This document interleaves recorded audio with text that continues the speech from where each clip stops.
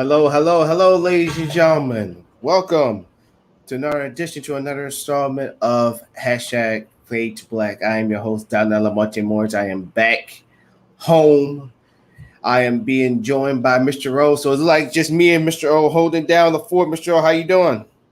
Fine, thanks. Thanks. Here in Buenos Aires, Argentina, we are we are all right. That's good.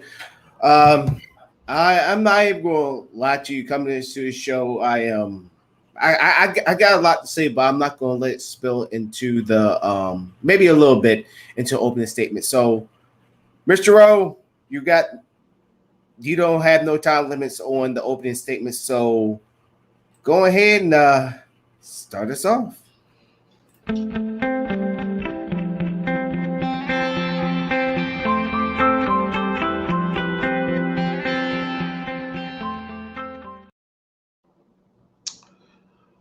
Uh, Good evening, everybody.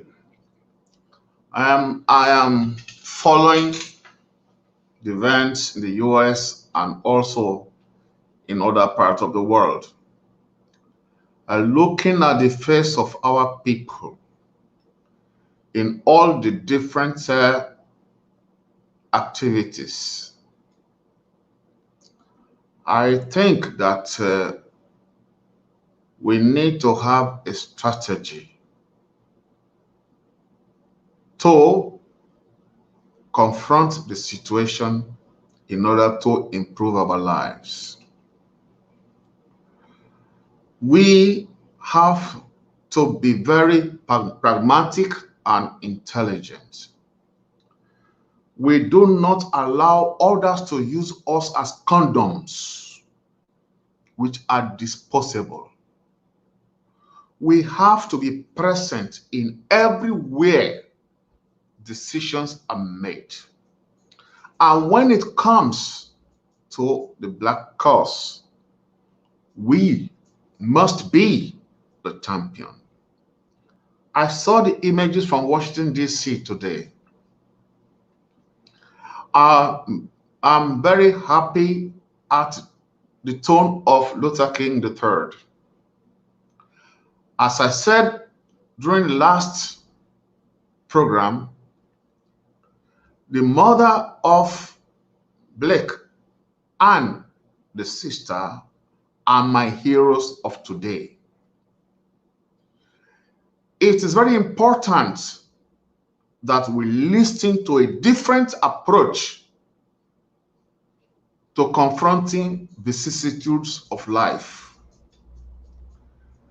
I was happy that they really pinpointed our problem. Instead of laying the blame on others, they asked us to look inward. The sister called on black men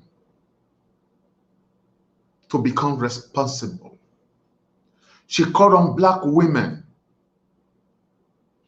to stand behind their men. Very powerful.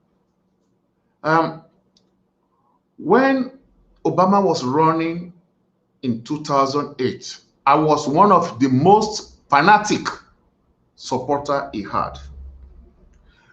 In a church on Father's Day, Obama pinpointed the problem of the black community as the absence of fatherhood. Then he gave a lot of ideas on how to solve it. That is, the government should encourage fathers to stay with their children.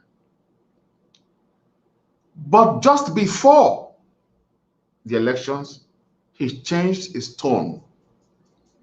He dropped the promise for the black family and carried the LGBT and abortionist flag, because that was the only way the establishment will allow him. And when he got in, he forgot all the promises. So this woman, these two women today are pointing to it again. Look, what I admire in the family of Blake is that they are calling for family. They are calling on African Americans to build families. And that is the beginning.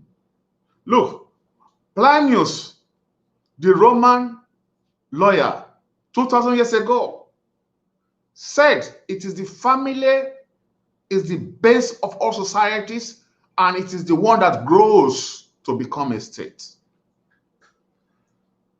For us to be united, we have to have a family. There has to be something uniting us.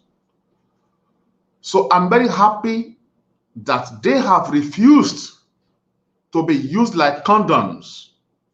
That while they speak in public, they speak to us, black people, all over the world. And that is what I stand upon. That we must begin at home. Also, the sister spoke today saying we black people should love ourselves. That is it. We do not love ourselves. We are angry with each other. We cannot even discuss without annoyance. That message comes true. And I'm telling you, look, I don't give a damn what they say Jacob did. There is no reason on earth why the police should shoot that young man 7 times. It's an act of hatred, which I don't know why, but it is hatred. It is not professional. A police, as I know, has been trained to disarm somebody who is armed without killing the person. That is their training. They had a lot of training in karate, in self-defense, that they could use to defend themselves if they had been attacked. So what this police did is criminal. And I feel that it is an insult to humanity that they just suspend him. That is why I say there are politicians behind this, and I'm accusing the Democratic Party that they want to use black people as bullets to prevent re-election of Donald Trump. I reject it. Those communities are ruled by Democrats, and that police should be in jail now while the trial goes on. To release him and suspend him where he continues to get his salary and to blame Donald Trump on it is wrong. These Democrats are evil. All the cities where blacks are having crisis are run by Democrats. For 70 years, it's time for us to wake up. That is what they are calling up. Wake up. I do not tell you to vote for, but I say vote for who is different this time. If the people that have been voting for 70 years have not made your life better, Obama was there 8 years. He did not solve this problem. We cannot be saying racism. When they voted, whites voted a black man in 2 times. I see, when I saw Al Sharpton, I did not want to see it. But later on, when I saw Luther King III, and when I saw the sister, when I saw the mother, then I stayed. I said, these are my people. And I'm telling you, I hope the mother continue like that, because she's going to be the Martin Luther King of our time. That is the voice we want to hear. Not politicians. Politicians only care for votes. They do not divide. They only care for votes. They are corrupt. They load their pockets. And that is all. They solve nothing. And when they are losing, they start creating all kind of false information. No. The woman and her doctor, they today are the one we should listen to. They say, black man, wake up. Yes! They say, black man, black, the male, the black man should wake up and build a family. That is the beginning. Because without a family, there's no much education you can give to a child. Here where I live, look, I'm divorced. My son decided to live with me. And my son tells me it's my turn now. Calm down. It's my turn. My turn. Let me Everybody else coming in, so now it's my final statement. I mean, not my final statement, but opening statement. Ladies and gentlemen, once again, welcome to hashtag Fade to Black. I had a whole different opening statement that I wanted to say, but I'm gonna rebut everything, not everything, what Mr. O was talking about, because I'm gonna lead off what I wanted to talk about, because I hate when I'm about to say something and then something else changed it. So my original thought was this: when I was in Colorado, I was sitting with a couple people. Both of them. I was sitting with a couple people that were women of different ethnicities. I'm not going to mention those ethnicities. I just tell you this: the ethnicity were not white, and also they weren't black. So there was the other. And I'm just sitting there. We just enjoy each other's time and all that stuff because it was our last day. And the conversation of the protest came up. They went back and forth. The podcaster and me. I go by that old saying, the quiet man hears everything. So as they got deeper into a conversation, one of them literally said, I understand, what's going on and what happened to Jacob Blake, but y'all basically paraphrasing, y'all protesting too much. And then the other woman, she agreed. She's like, yeah, I think so too. So much is going on. There's other ways to do it. Now, y'all probably would have been like, I know you set those women straight for saying that, but I didn't. You want to know why? It's because I got a platform that I can talk about that. And then also, it'd be no point to bring that up to them because it'd be like talking to a brick wall. And I would have really got emotional about it. It wouldn't be no opinions or this is why I think. If you never stepped into my shoes, you don't know shit. No disrespect to other ethnicities. And like I said, these women were non-white and they were non-black saying this. But then it also hit something to me too that made me just think, are we in this alone? When the Black Lives Matter movement got basically more other ethnicity, non-blacks, than blacks themselves. So that's also another big reason why I didn't say anything. Because they showed me who they are. You show me your cards. People like to say, don't play checkers, play chess. I don't go by that philosophy. You know what's the game they've been playing the whole entire time? Poker. Not only just poker, Texas Hold'em. Think about it. For anybody who know how to play Texas Hold'em poker, if I got 2 of diamonds and a 3 of hearts, and you have pocket aces, who got the better hand? But I just raised you, went all in with all my money and chips. You know what that's called? A bluff.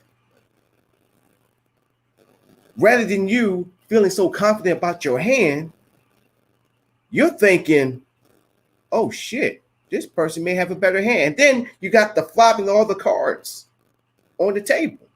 And let's say none of my cards matches with none of the cards up on there. You got me hook, line, and sinker. But I just pour all my cards, my money to the table. Your move, your call. And you fold.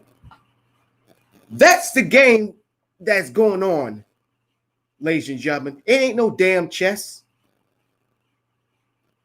We've been bluffed even when we had the winning hand.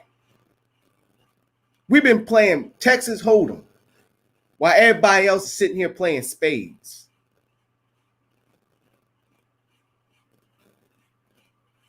But it really did. I won't say it hurt me.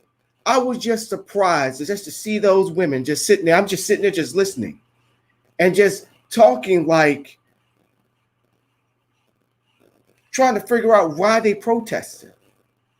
Oh, you're destroying businesses. Oh, trust me, that really griped my ass. Pause. I really wanted to be like, businesses? Have any of those businesses supported anything that dealt with Black? Anything? Are they out there marching with us? Are they out there marching with Leon? Are they saying that freaking Jacob Blake's life matters? So that really tore me to the core. But I was like, thank you. You just showed me who y'all were. And it just made me question for every non-white that's in the movement, that Black folks should start questioning. And I mentioned this along in previous episode here on hashtag Faith Black, where I said y'all should question some of y'all friendships with people behind closed doors, where they sit there and put these posters of all lives matter, but when you see them in person, oh, we cool, you know, Black people's lives has been terrible, something needs to change. And that was like my culture shock for me. But I'm not going to make my opening statement too long, but I'm going to rebut what Mr. O was talking about, the Democratic Party. Has the Democratic Party been perfect? No. But what have the Republican Party ever offered to Black folks rather than a couple tokens that's sitting there saying, well, you know, it's all about family. We need to build it up from the ground up. What have they done? Have any of the Republicans, the representatives of Wisconsin that was Republican, went to their family and said anything? Have they? I remember it was a Wisconsin governor before that was there, and all these Black communities was sitting there saying, we have this going on, we got that going on, and did nothing. Absolutely nothing. And for you to say, stop blaming this current administration, you have to understand that fuel to a fire was done by this administration. I try not to go too much on this administration. I try to be respectful, knowing my position, but I cannot let that go. If we're going to be right, we got to be right on both ends, both sides. And it's not because of one side doing it all. Voter suppression is real. And it's done by that party that you were saying that should not be criticized and all that stuff. Yes, this administration deserves all the criticism because all this violence and all this craziness going on in America right now is fueled by this administration. Let's be for real. That one kid that went into our panelists, families, neighborhood, was at the rally. Majority of these killings were done by the people that were at these rallies. You even had them sitting there praising this administration because, oh, he spoke the truth. So let's keep it real. And that Republican Party didn't even shun him or nothing. They followed his allegiance.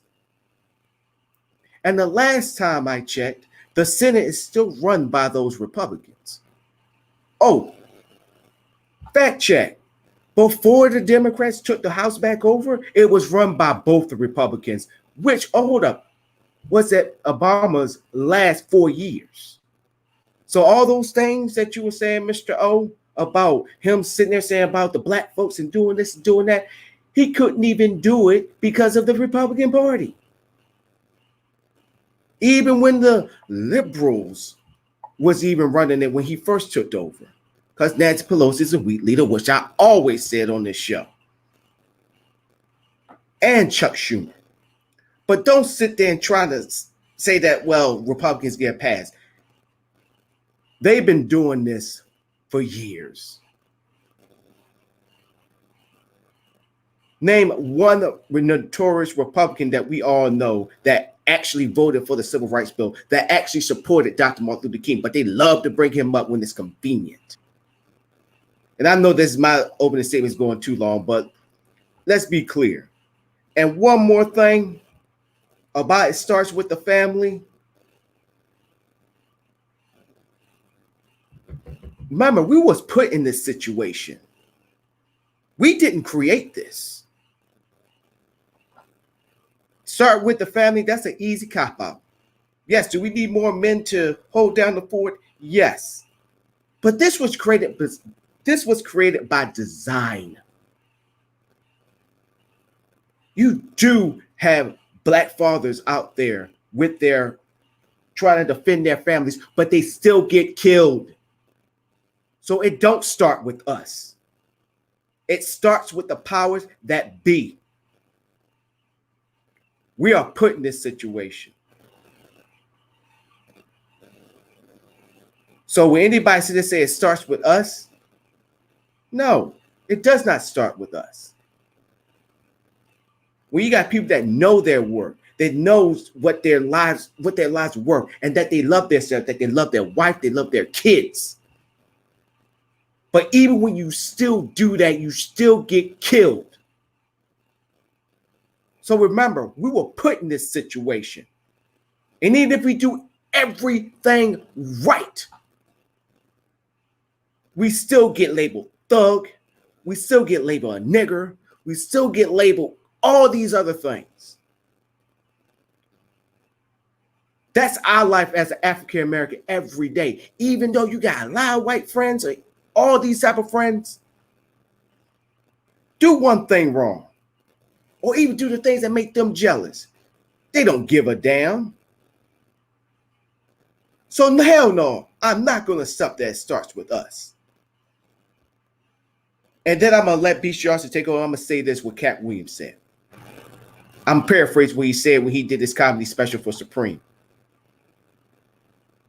White people waiting for 400 years for us to take our revenge. We're better than that.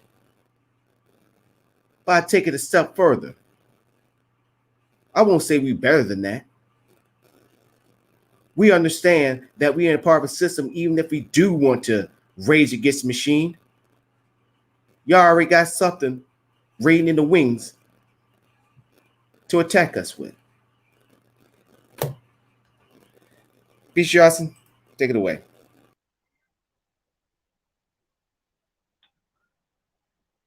I'm gonna make a movie quote. It's very poignant at this time. Sic vix pacem parabellum. Sic vix pacem parabellum. If you've heard this, it comes from the movie The Punisher, so you understand the contents of it. But it's Latin, and it means if you want peace, prepare for war. And we need to establish that and indoctrinate that within our subconscious, because that's where we're at. Yes, we want peace, but the only way to truly attain the uniform, unequivocal, unabashed, unilateral peace that we truly want to achieve, we must balance it and be willing to go to the opposite end of that extreme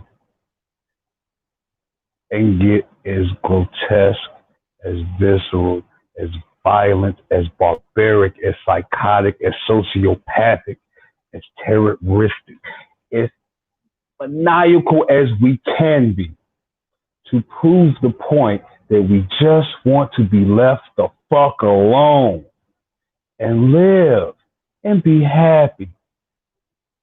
That's it.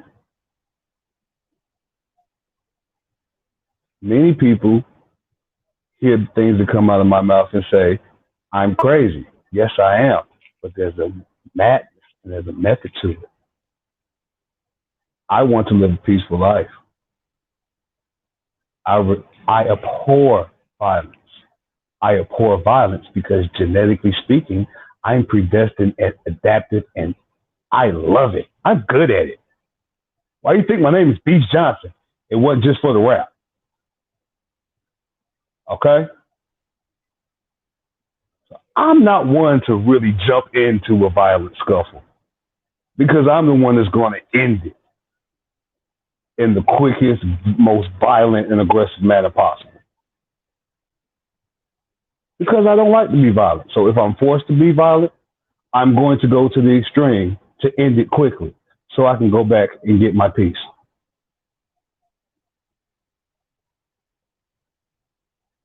And I can honestly say, people don't fuck with me. I say a lot of crazy shit. If you listen to my music, if you know me personally, if you just ask about me, look at me. I look like I say some crazy shit. And I do. I speak what's on my mind. I tell the truth. I tell you what you need to hear. I tell you what you need to know, regardless of how you feel. And that goes for myself as well. I am not hindered nor privied away from that in any way. I'm very truthful, brutally truthful with myself, just as I am with others.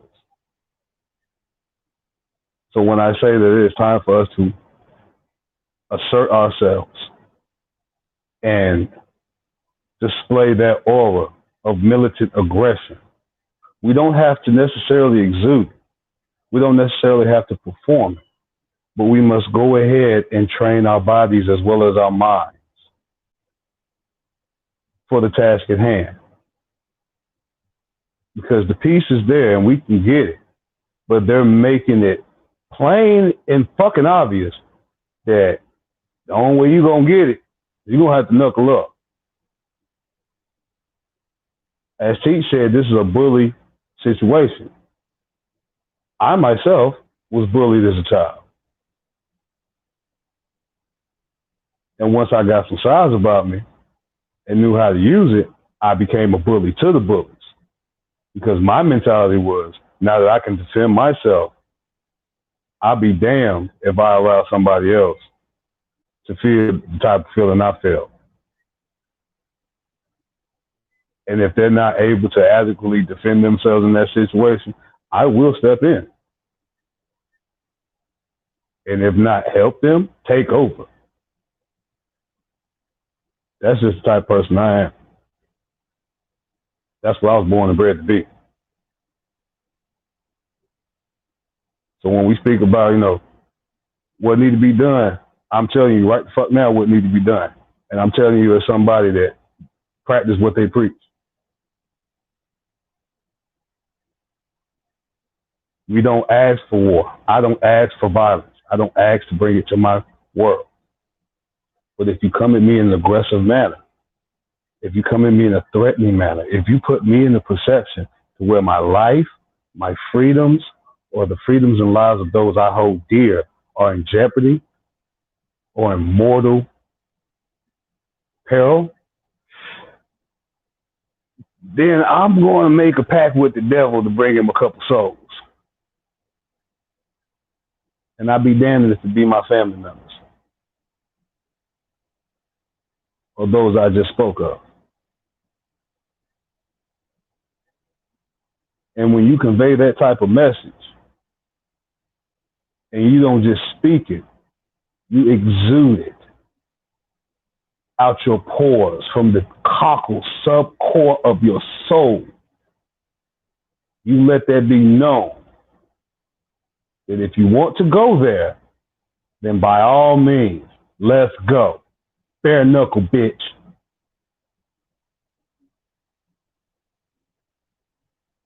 Most people ain't really about that life, and they gonna back the fuck back what the hell they was trying to do.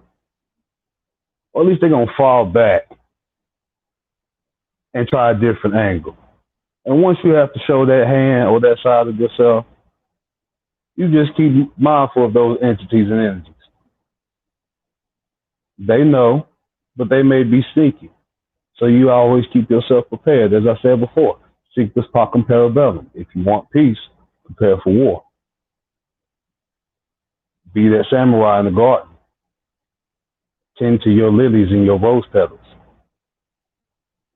Keep that katana on deck. Because you never know. Folk get real stupid nowadays.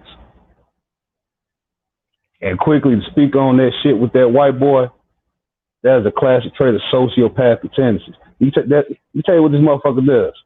This is some white shit. And only white people can get away with some shit like that. That's what's called white shit. You purposely already came down there with that shit. You had it stashed away somewhere. You made sure you were seen in a pleasurable, positive manner. You interacted with the law enforcement. You assisted them. You subconsciously and cerebrally massaged them and eased them into your little deception. And when you knew that you had completely blended in with the surroundings, you executed that move with no remorse, no emotional content or context or contact whatsoever. That was premeditated, that was methodical, that was orchestrated. You knew, worst case scenario, you get shot, it's over. If you get arrested, by you helping people and being in that positive light, it now questions your psychological state of mind. Now you have an easier justification for any label that they want to slap on you aside from sociopath. Because if they really can prove that shit, if anybody with any law, worth, and legal knowledge can back up what I'm saying, then yeah, get that motherfucker life. That's a sociopathic asshole. He deserves it. He deserves to be shot at a firing squad.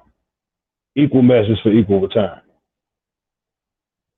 I feel as though you want to curb all this shit, we gotta go back to that way. Some shit died out in history and need to come back. You shoot people, you do a horrific mass spree killing like that, you deserve to get a firing squad, public. Blindfold, old school cigarette, all that shit. You don't know what direction it's gonna come.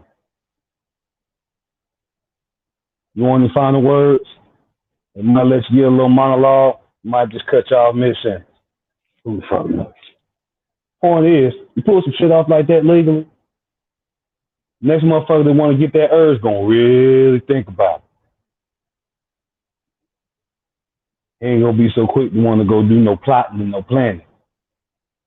Because he know if he lives through that, yeah, they're gonna give him a firing squad. Is it really worth it? Is a public hanging in 2021 really worth it? Globally, like, I'm just saying, it sounds barbaric and old school, but the shock value alone will get a lot of you silly, simple Simon motherfuckers in line.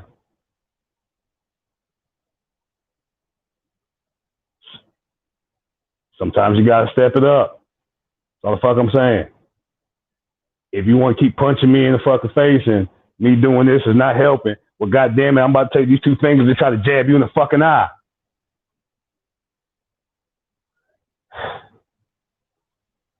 Apologies. With that little moment of rantness, sic pacem parabellum. If you want peace, prepare for war. And I yield the floor.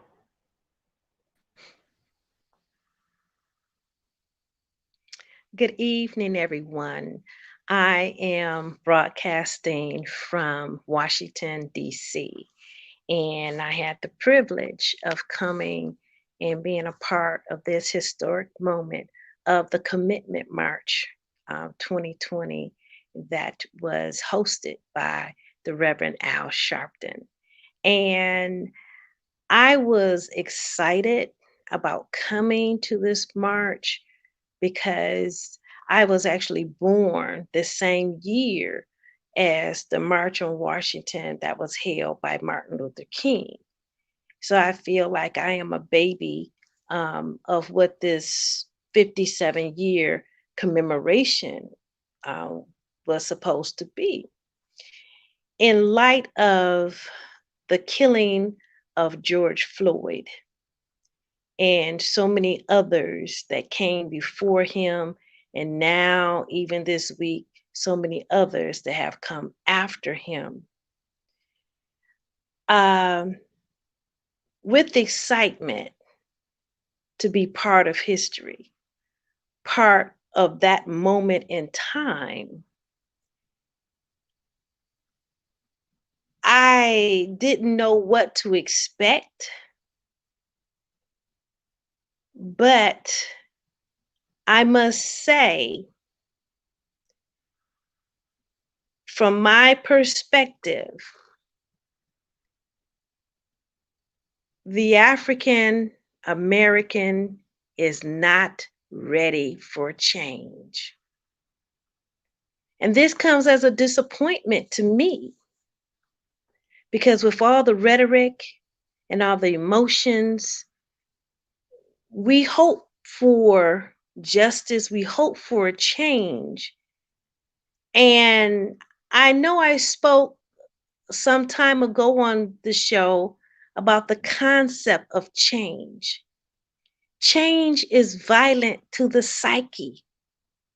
In order to stop a pattern, there must be an abrupt disconnect, derailment, detour. There must be something to make a change.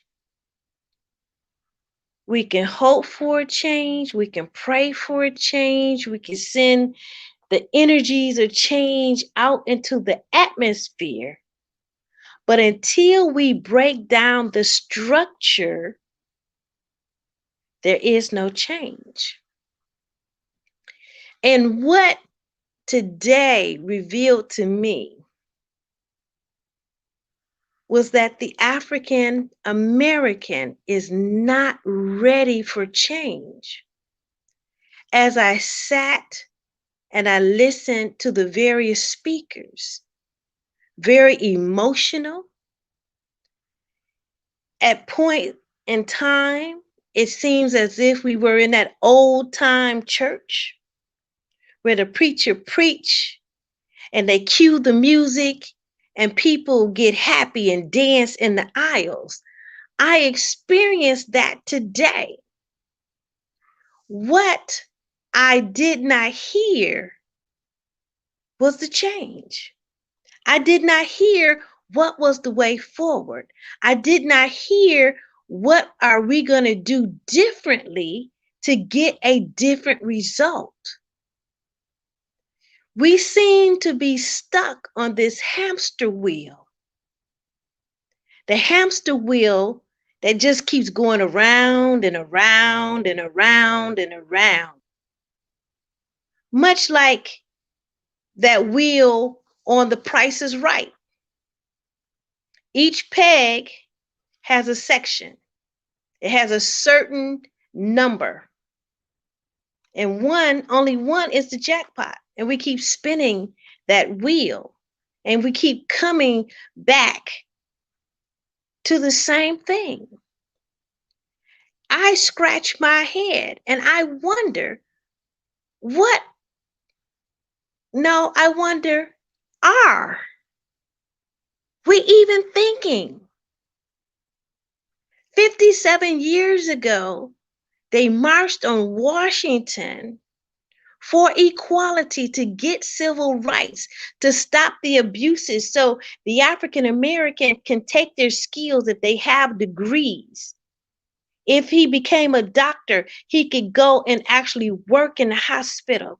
If he was an attorney and had his law degree, that he could actually go into the courtroom and practice law. We have an abundance of skills.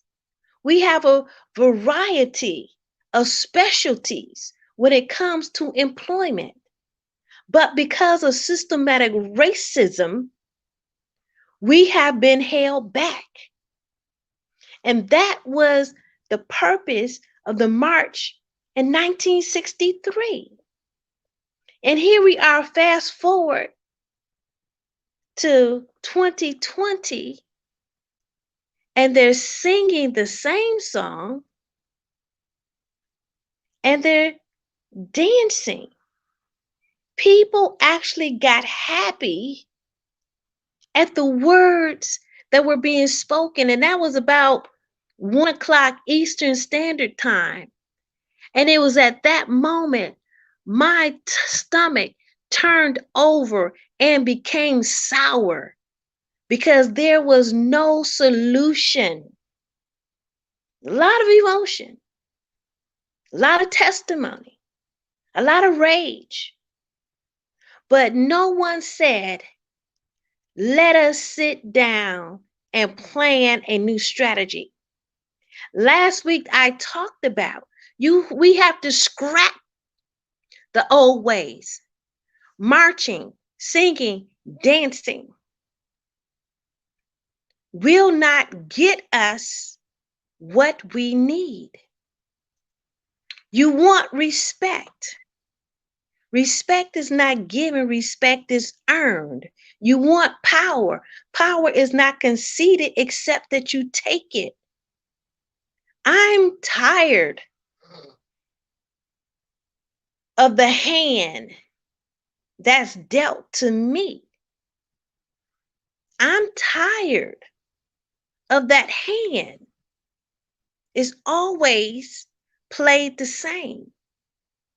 We have to, in order for us to control the narrative, we have to devise a new plan. We have to think critically and analytically the way forward. Today should not have been a day of speeches. It made its history for Al Sharpton to be an original group of the civil rights movement, with John Lewis passing away not too long ago. All of the giants and great of the 60s are gone. And now Al Sharpton has the opportunity to have his legacy. This was Al Sharpton Day. It's going to go down in the history books. He brought the crowds out, the panel of speakers. They were all great. If it were simply a movie for entertainment, but for real life, to have hope, there was nothing in this day that inspired me except the absence of a new plan, the absence of a new way, the absence of a new thought. And this, that sometimes the aged and the elderly can stand in the way of progress, because Al Sharpton was from that old school of singing, dancing, and shouting. The new school has to come forward and clearly identify themselves, not with words, but with action, with empowerment. We have been empowered through education. We have been empowered through owning our own businesses. We have been empowered. But the media gives a bad twist and makes the world think that there is no good effort that comes from an African American. And if you're fool enough to believe it, then that's you. But understand that even as the media portrays the African American in a twisted, diabolical light, so does they twist the life of other people that they dominate in the world. Understand, we are in a place that a true change, not a band-aid, not a feel-good moment, a true change, a true strategy, a true plan of action, a true implementation must come forward. It must. Because if not, the next 57 years, they'll have another March on Washington to commemorate this March on Washington. And the platform will still be the same. We cannot afford to continue to do the same things. These same things have not pushed the needle forward in an exponential way. So these are my opening statements about change. What are you willing to do to embrace change? What are you willing to do to have change? I say scrap everything that we did in the past and let's launch some new ideas. Let's implement them and let us go forward.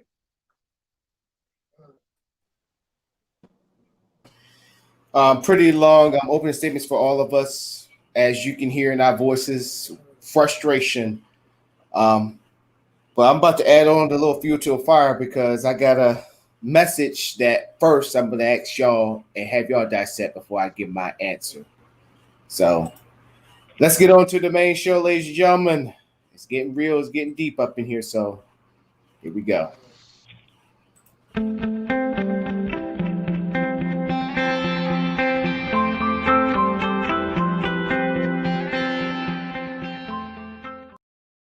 All right, Mr. O, you got the floor. Thank you. Go ahead and handle that. Just a few words. First of all, I begin from Almonte's exposition. Of course, we differ in our views, but one thing I want to let you know, when you said those women who are non-white, not blacks, what they said, that is the reality. Latinos and Asians. Look, believe it or not, we are alone. The sad thing is that we are not united. We have no one specific focus. We have not united in cause.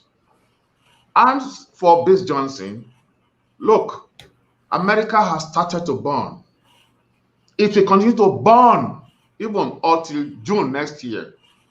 So you have opportunities to participate in burning what you want to burn. As for my sister Anita, oh, very good observation. Your observation was correct. Look, there was no, I'm happy that you were there today. Our people are not ready for change. That is the gospel truth. Then, what do we do? Yes, we have to put the old form away and start a new one. That is where we have to start working. So thank you very much for that education of what you saw. That's just what I want to add. All right. So, anything I wanted to add to what Mr. O was saying? Anybody? No, I agree. Like I said in my with the lad, I agree. We need peace. You know, I I personally already acknowledge that, as a black man in America, I'm pretty much alone in this. So whatever unity, true unity, I do find, I cling to it and I absorb it and assimilate it to the coalition. But I do know that a strong portion to a vast majority of the other races or the other colors. And when I say other colors, you know exactly what I mean. Because color is based in the sense of pigment. That's why white is not technically considered as a color. But I digress. I know that these other folk really ain't got my best intentions in whatever feigned perceptive solidarity they show. I naturally keep them at bay. You know, we should acknowledge this shit. We don't have to accept it amongst everyone, but we should acknowledge that it's there and keep our minds and our third eye open to the signs and the ways and the vibes of it, to maneuver around it and away from it, or to counterbalance it with a vibe that repels it. Either way works. Point being, we have to acknowledge these truths while we move forward. That's why I say you have to prepare for war. When you're preparing for war, you have the understanding that no matter how skilled you are as a soldier and as a warrior, you're going into a battle with someone who is equally, if not more, skilled. So you have to take into consideration everything else that goes into that battle, from the time of day to the terrain, and acknowledge all these factors and use them, or find means to use them to your advantage, even in the most subtle and smallest of ways. But you have to know these truths and acknowledge these truths. But we cannot say, we gotta stop saying peace.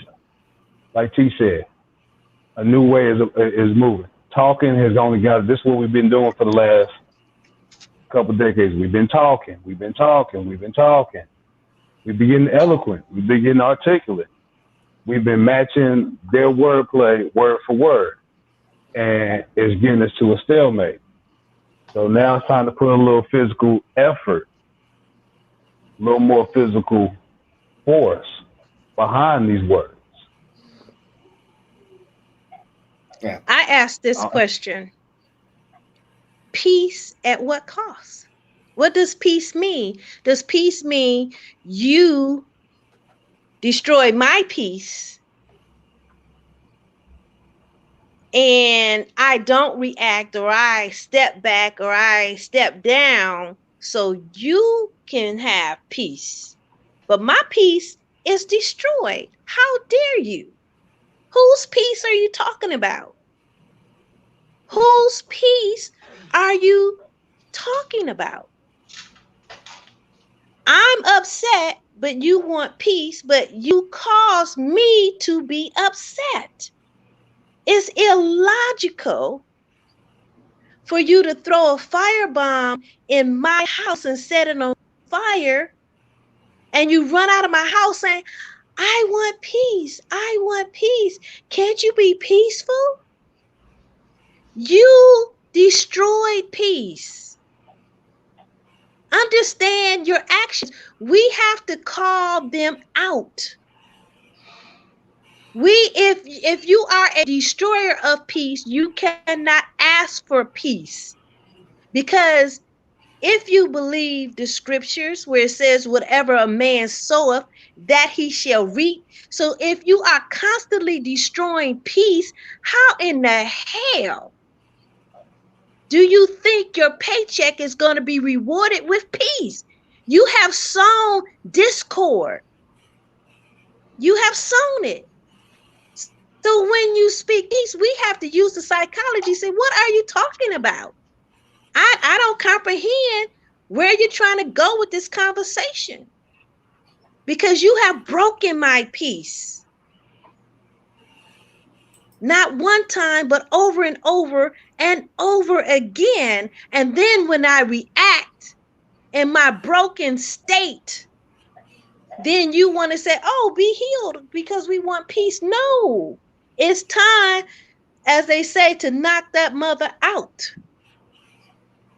Yeah, and I agree with everybody what everybody said coming on to the main part. But this is the text. Here's a message that I received, and when I read this, it's out of love, but I got a platform to talk about it, and I'm gonna let y'all decipher. So basically, Donnell, tell me, do you believe blacks are as racist as white people? Do you realize Africa sold black people to slave people back then? Also, there was white slaves to rich black people. That was the message that I got. So I deciphered that onto y'all. Did I give my thoughts? Tell them they are Rhetoric. still selling slaves in Africa today. So what does that have to do with what we're talking about right now? So go ahead. Retarded rhetoric. Retarded rhetoric. Right. So that has nothing to do with the conversation.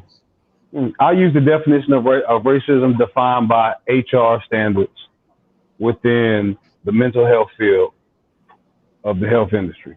And racism is defined as an individual or party whose particular views on another race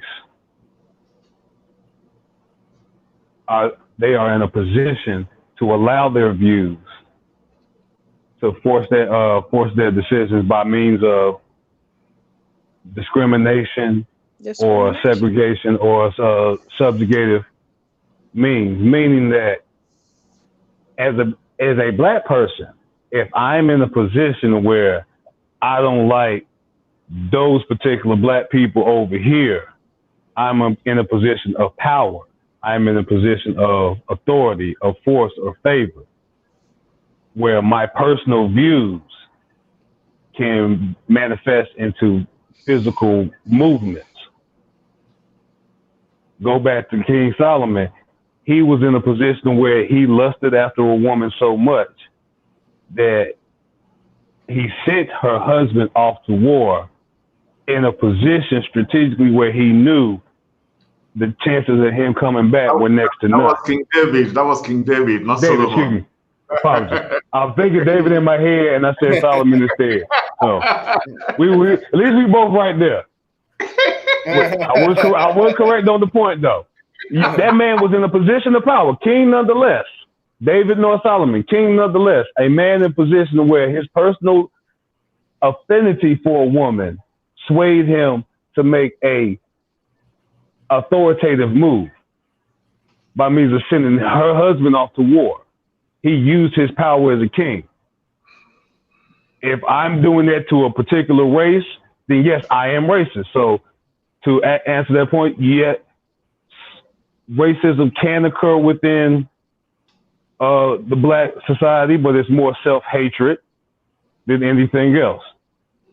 But true racism, by its definition and its core, is something that is almost constantly, if not unilaterally, seen within the white race. Now, yes, you see it in other races now, but the structure and the modus operandi of said racism that we see was designed by the whites.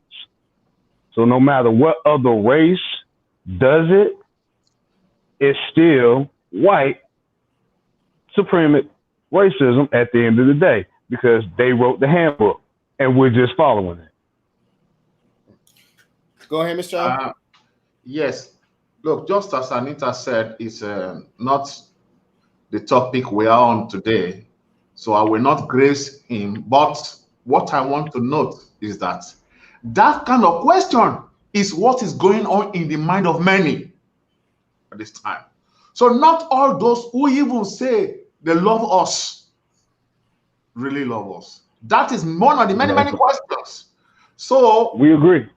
That's why I said, look, we are, as you said in the beginning, Amonte, look, blacks, we are discriminated all over the planet, all over, and despised, even by people who are not worth anything. People who do not worth even the shoes of a black man discriminate us all over just because we are black. To the extent that even some who are black even think they are not black. Our problem is great. We need a new strategy. Yeah. So let me go ahead and get my take on it. So I know they watching. I'm not gonna give them, I'm not gonna mention their name or anything like that. I said that I love, but then also I'm hurt at the same time for getting that message. So this goes back to that non-black friend, black, white, Asian, what have you, but mainly white. When you sit here and when you see me hurting, you see people like me getting killed every day or wounded every day, getting put in freaking handcuffs for absolutely no reason, just trying to not live, but to survive. And it's like but it's an insult. But then you want to have my back. It shouldn't matter, because that's a topic and a conversation all itself. And I agree with everybody. And I believe we already talked about this.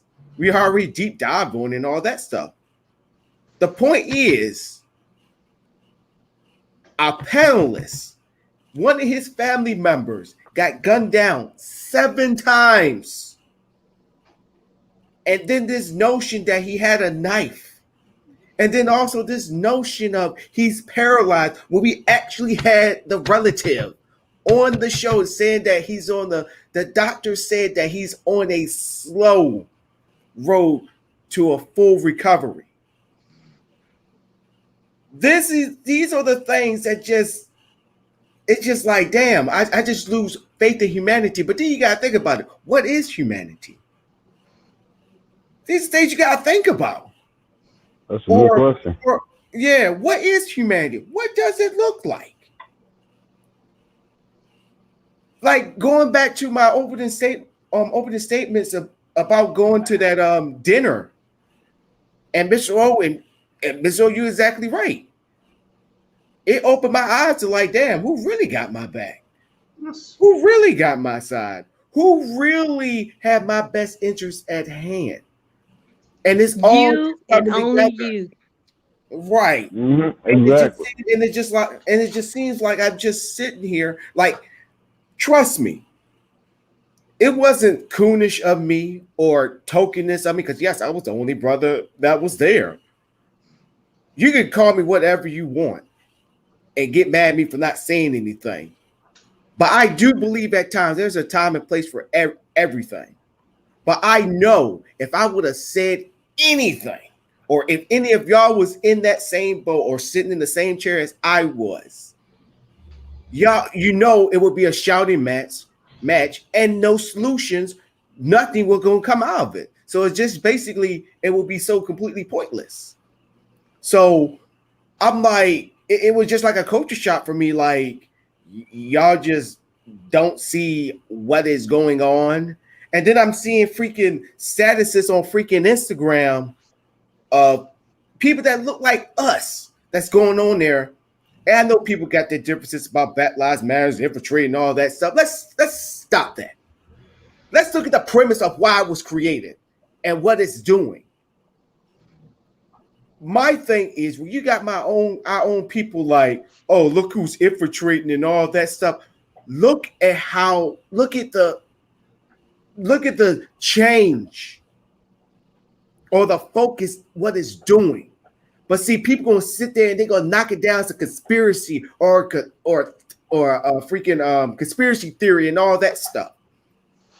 You had the whole NBA sit out boycott. Even though people are criticizing them for restarting the season all over again. But then also I'm hearing mixed things saying that they are still boycotting.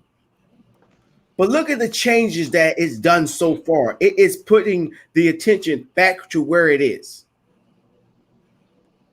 But when you have non-Black friends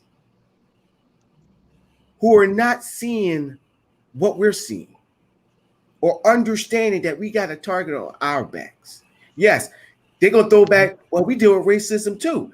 That is true. I'm not saying that. But disproportionately, Black people are the ones, like Chief said, we basically the movers and shakers of shit. How you think Jordans got famous? It wasn't because a whole bunch of white kids wore the shoes. Even FUBU, for us, by us. It was because an Asian man decided to sell it up in the store. The reason why I was famous is because somebody that looked like Mr. O, that looked like me, that looked like East Johnson, that looked like Teach, because we wore it.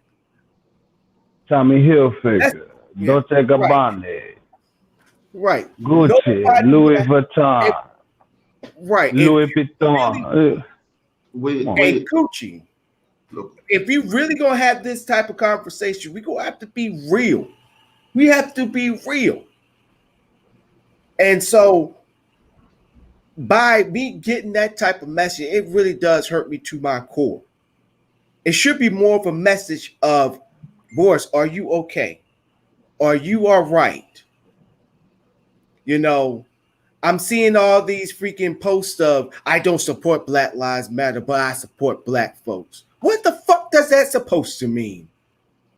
That's the most ignorant shit I ever heard.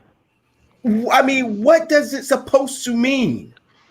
I'm seeing posts like that. It's the yeah, but. And just talking about it even more, it just makes me even more frustrated. And I'm just going to leave the floor. Anybody else got anything to add? Because I think we all a reflection of how America is. That's why I titled the show America Burning. It's like that, the Family Guy meme where, what's his name? Who's the father in Family Guy? I forgot his name. Peter. You remember when Peter was up with the shades because I think he had surgery on his eyes and he's just sitting there in the bar and the bar's on fire and he's just sitting there like nothing going on. That's America. That's America. That's America. It's pretending that nothing's going on. We sitting there saying it's a fire. It's a fire. Like Teach was saying, you're gonna sit there. You're gonna throw a freaking I forgot what you said, but I was gonna say throw a bomb in my house, disturbing my peace. But then I come out here and I confront you about it. Now you talk about your peace. What sense does that make? But go ahead, Mr. O. Look, whenever anything goes wrong, exactly, the Black man is always the suspicious all over the world, even among the native Indians. In 1980, I shortly dated a white girl from France who was new in Argentina. We went so I invited her to a dancing club. Then she told me, oh, you know what? I don't have, what do you call it? Those who smoke cigarettes, where we put I've forgotten the name in English. When you smoke cigarettes, where you put the ashes, ashtray. I don't have ashtray in my house. Why don't you put one of these in your pockets so that later on I take it home? You know what I told her? I have 3 at home. I do not smoke. I will take one of it and give it to you. I did not fall. The second day, we went home, of course, as agreed. Went to his house. We had sex. I went home. I came back late in the afternoon with an ashtray, pressing the bell. I pressed the bell. No. Yes. I have brought the ashtray to you. She did not open the door for me. You didn't rock our world? That ashtray. Look, in many places, a non-black stole, and they blame a black man for it. It's not only in the US, in South America, in Europe, in Asia, it's all the same. The worst part of it is this: even in our black Africa, when something misses, a white man say, I did not, our people will blame a fellow black for it. Look, our problem is deep. It's great. Look, we have. I agree with you that it's deep, but what you're missing the end part of it. Like, you're missing the punchline. Like, the real point you gotta make of what you're saying is we have to acknowledge and accept. We have to acknowledge. Yeah, we have to acknowledge that we have to acknowledge that we are systematically perceived in a negative light, no matter how much positivity we bring to this world. That is the truth, and we have to acknowledge and accept that when we go into this world day by day, that we run the risk of having our life put into peril due to that. No, hold on. Let me finish. Let me finish. Well, once we accept and acknowledge these things, we can move forward. We don't have to dwell on them. To keep saying that, okay, this is the problem. This problem is we need. Okay, it's the problem. It's acknowledged. Now, as we acknowledge this problem, we must take it within ourselves to accept this truth and the way in which to and move forward with this in life. Even though I know, as a black man in America, every day I go out here to work, hustle legally, and get my money and take care of myself, that I could randomly go to the store and some bullshit could pop off. Like, I have literally went to my local bus transit area, the depot where all the buses connect, and as I'm walking out through the back door, I am aggressively approached by an officer with a body cam and has every intent to physically restrain me, saying, stop walking. Like, I have no idea what's going on. I literally just got off the bus. I went through the back door so I go outside and wait for my connector bus and smoke me a cigarette. And now I have an officer running towards me, telling me to stop. And I have no fucking clue what's going on. And by the grace of God, there was the person behind them saying it's not him, because he was less than 6 feet from putting his hands on me. And I had a knee-jerk reaction at that moment. Do I defend myself because I know I'm innocent? Or do I allow this man to potentially injure me and or kill me unwittingly and unjustly and fucking get away with it? And that was a Tuesday. But I acknowledge this truth and I move forward. And if it happens, God be with me. I'm more than prepared to handle myself either way it goes. I've had officers pull guns on me for doing that. But the point I'm saying is we can keep going forward, but we need to acknowledge this stuff and we accept it within ourselves in order for us to truly move forward. All right. So hold me so. So that person that sent me that message didn't take too kindly to what I said, and I said I was telling her out of love, not even mention her name or anything, decided to delete me as I was reading. So you know what? I'm gonna go ahead and say your name and read the tape. I'm gonna read the whole entire message to everybody, and everybody's gonna dissect. I'm definitely empty. I'm gonna read the message. I'm gonna read the message. Because, read the message, but you don't have to disclose who she is, because for me, she's irrelevant. But see, for me, it's deep. I respect you, Teach. I feel you. The pettiness in me and the spitefulness in me, be like, oh, well, since you want to go there, like I was gonna be silly. I was being simple. I was being respectful. Yeah. But bitch, you want to go delete me over this shit? Well, fuck it. I'm gonna drop your name. So, because this goes deep. Right. Because she was here. When I started all this, when I was downrange, she was the biggest fan.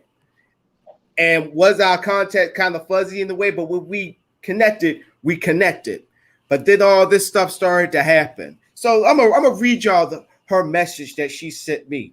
Because I told her the message that she sent was I was saying it out of love, not trying to discourage what she said. I think I'm pretty fair when it comes to people put their messages and comments up on here. I'm pretty fair. You know, I don't drag nobody's name in the dirt or anybody, black, white, or indifferent. So since you're gonna come at me like that, it really come to a core. I'm gonna read your message to everybody, and then we can go from there. So this is what she wrote. Well, on my phone, I noticed you took your number off, so I delete you. I am disappointed in you and heartbroken.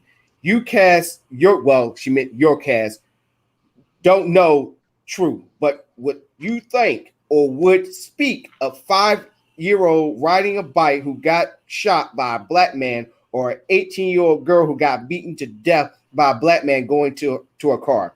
Well, we already know about the little kid, you know, they already apprehended that man. The other story I have not heard about.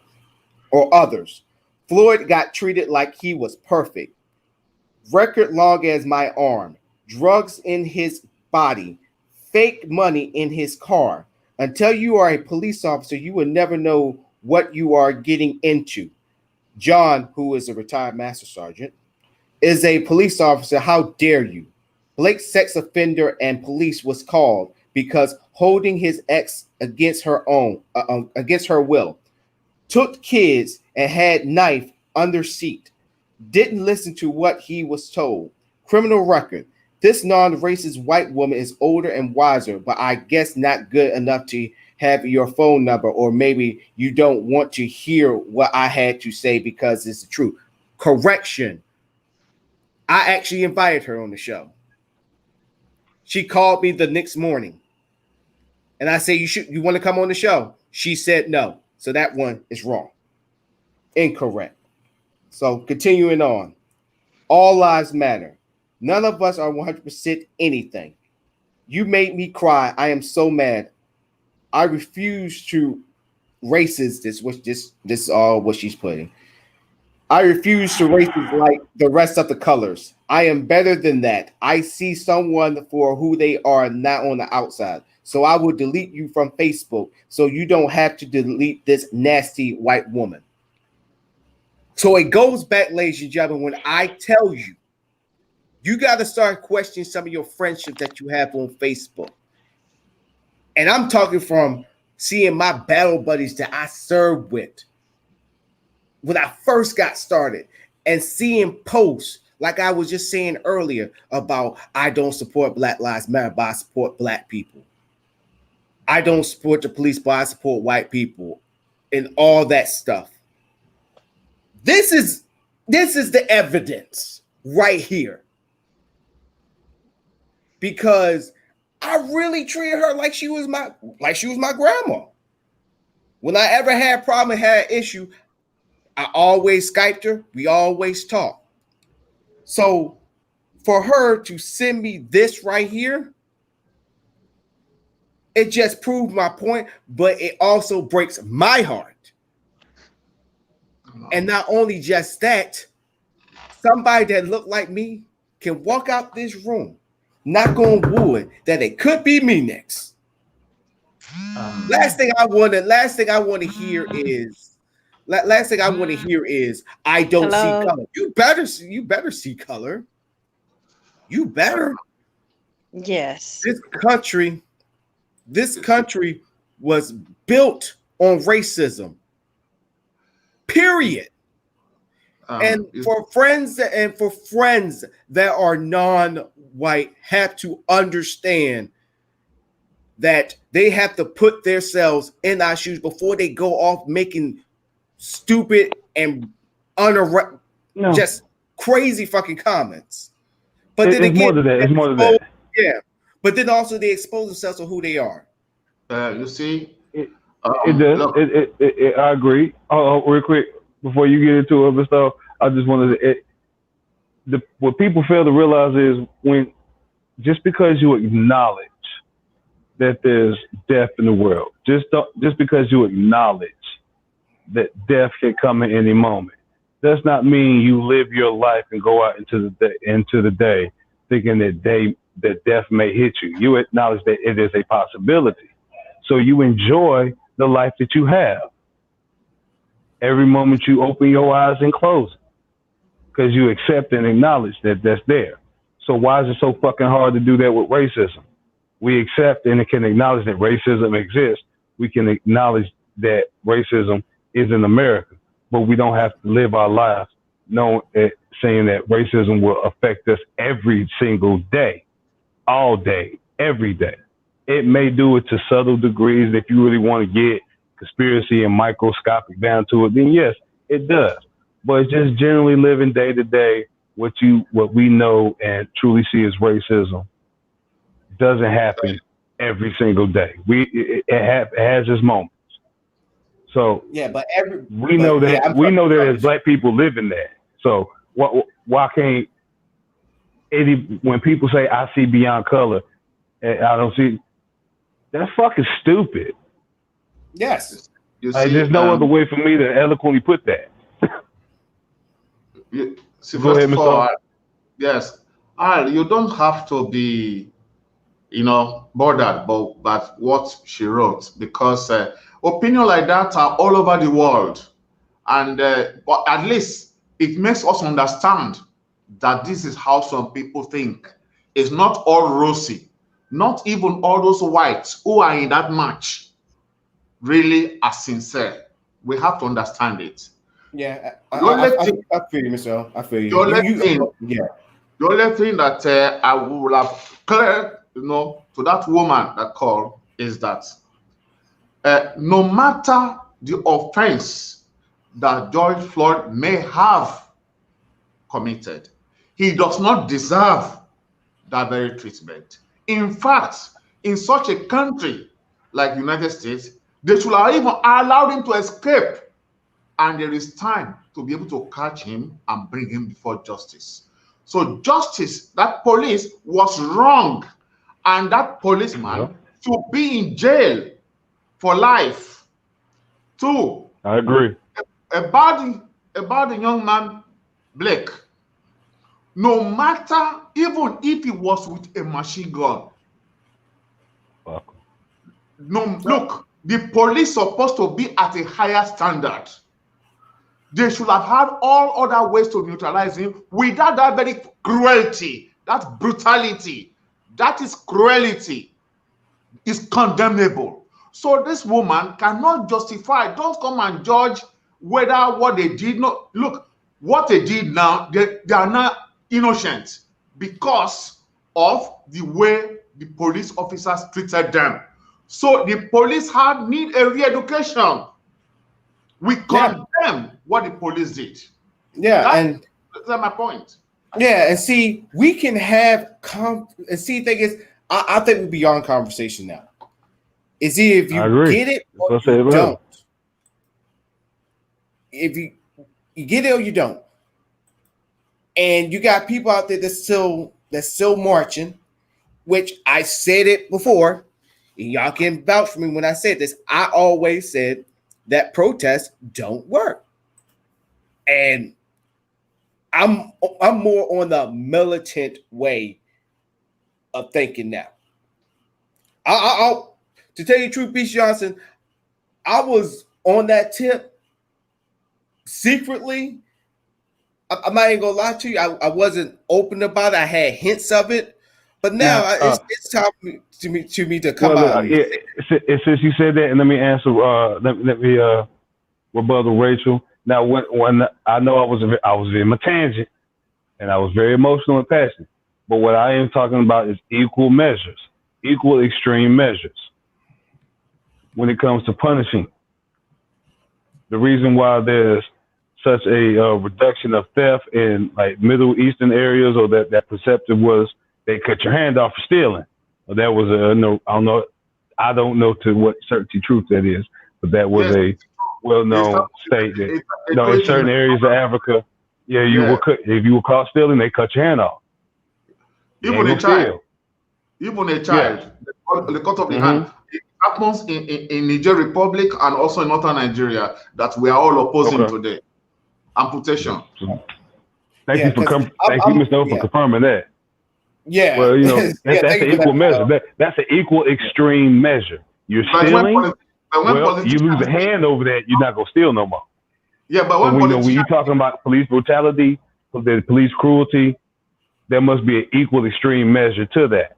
yes, Like what I always stated earlier, if you don't want to believe in the extreme violent matter, then all government officials will have their own segregated supermax penitentiaries. It will be set up and will be private funded within the states.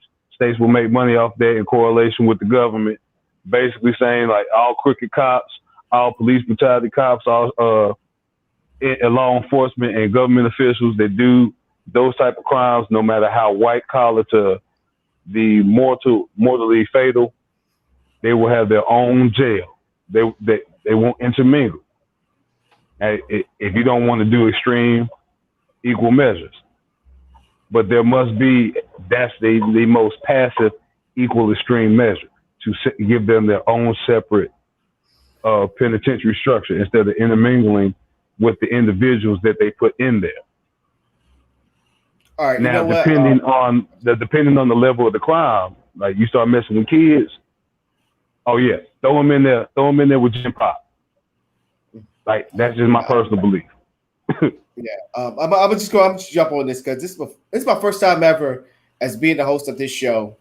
I'm kind of knocked off my rocker and stay straight down slam. With that message and everything that I've been going through the whole week. For all my non-Black people that's watching the show, include ones after the that's watching this recording right now. I know that, and y'all can intervene anytime y'all want to. Y'all have to, before y'all create an opinion or a statement, be ready for the consequences. If you don't know what the hell you talking about, that's, like I said, I'm gonna keep bringing this point home. And Mr. O, I think Mr. O, he's that one friend that would tell you, "Hey man, I wouldn't do that if I were you. I wouldn't do that if I were you."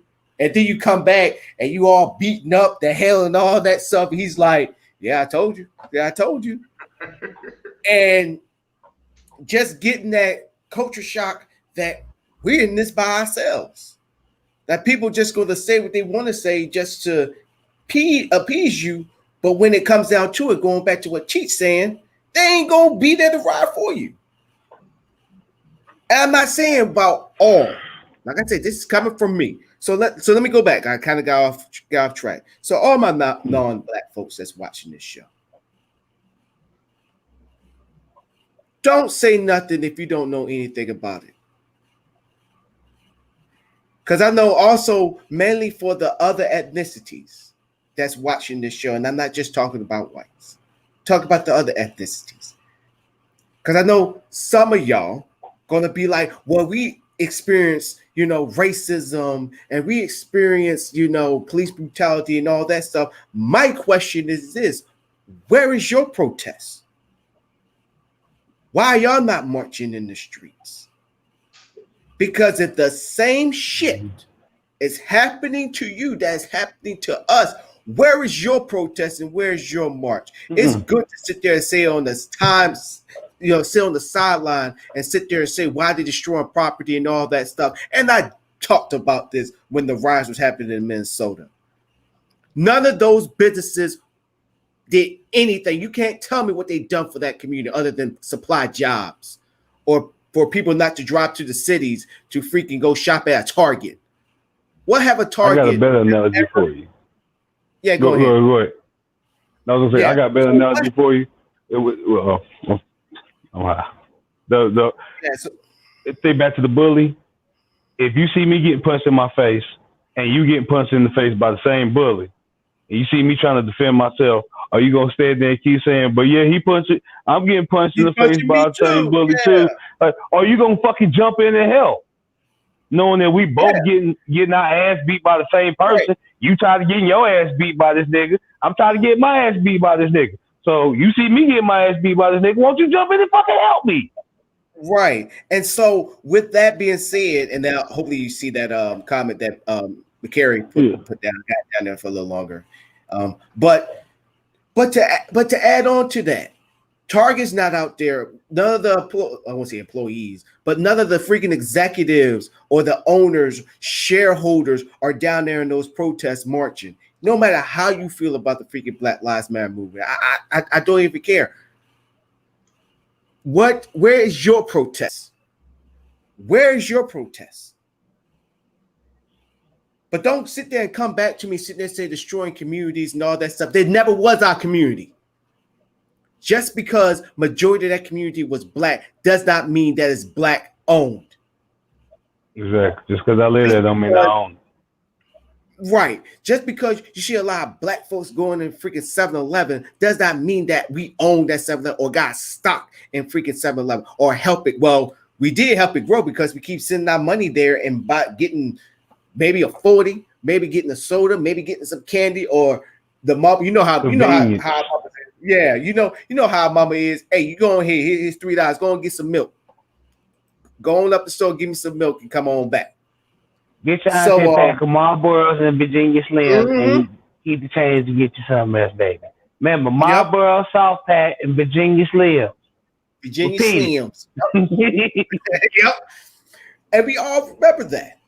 So for all y'all who sit there and saying that these protests is worthless, it's a waste of time, and this is coming from somebody who don't agree with the protests. But then you combat that saying that, well, we're going through it too.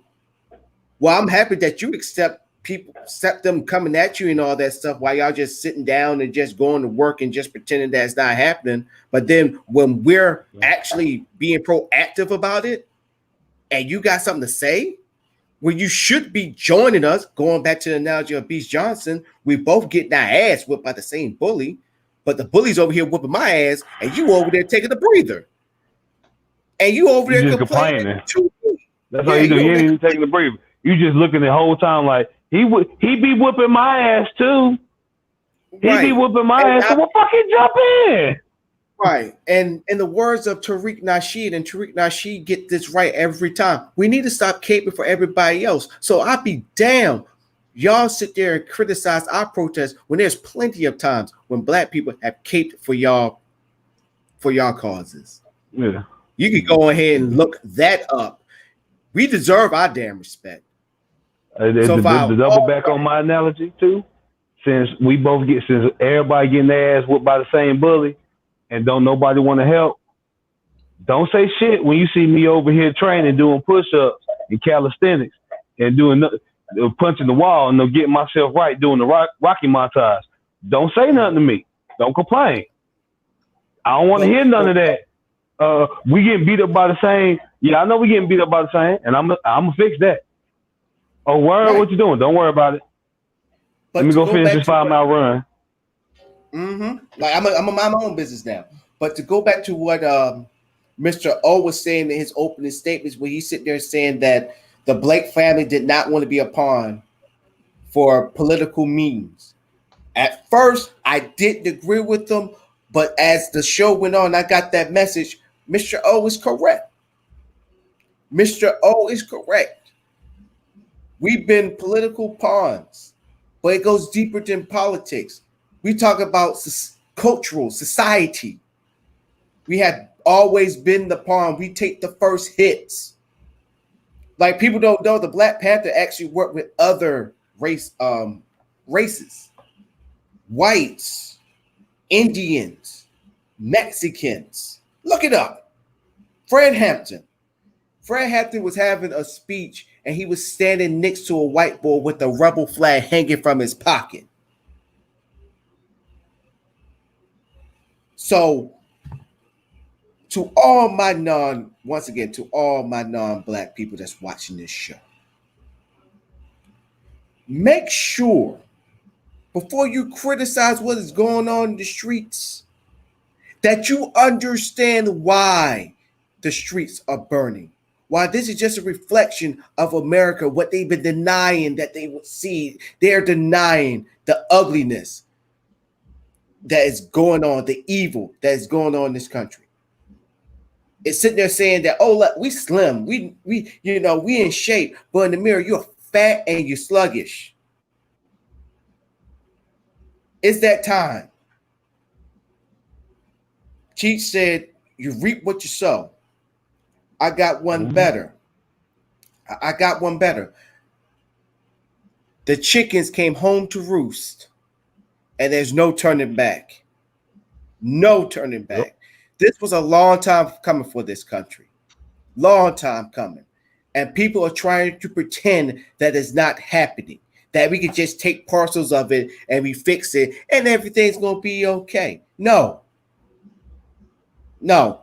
This place is going, what's it said? It's going to hell in a handbasket. I don't even want to say that. Mm-hmm. We on a freaking charter bus running straight into the damn flames. Mm-hmm. We're at the head of a revolution. We're at the head of the next American Revolution. To go back to the bully situation, think about it, it's like, all right, we've been having all these conferences and teacher-parent meetings over this bully situation, but ain't nothing being resolved.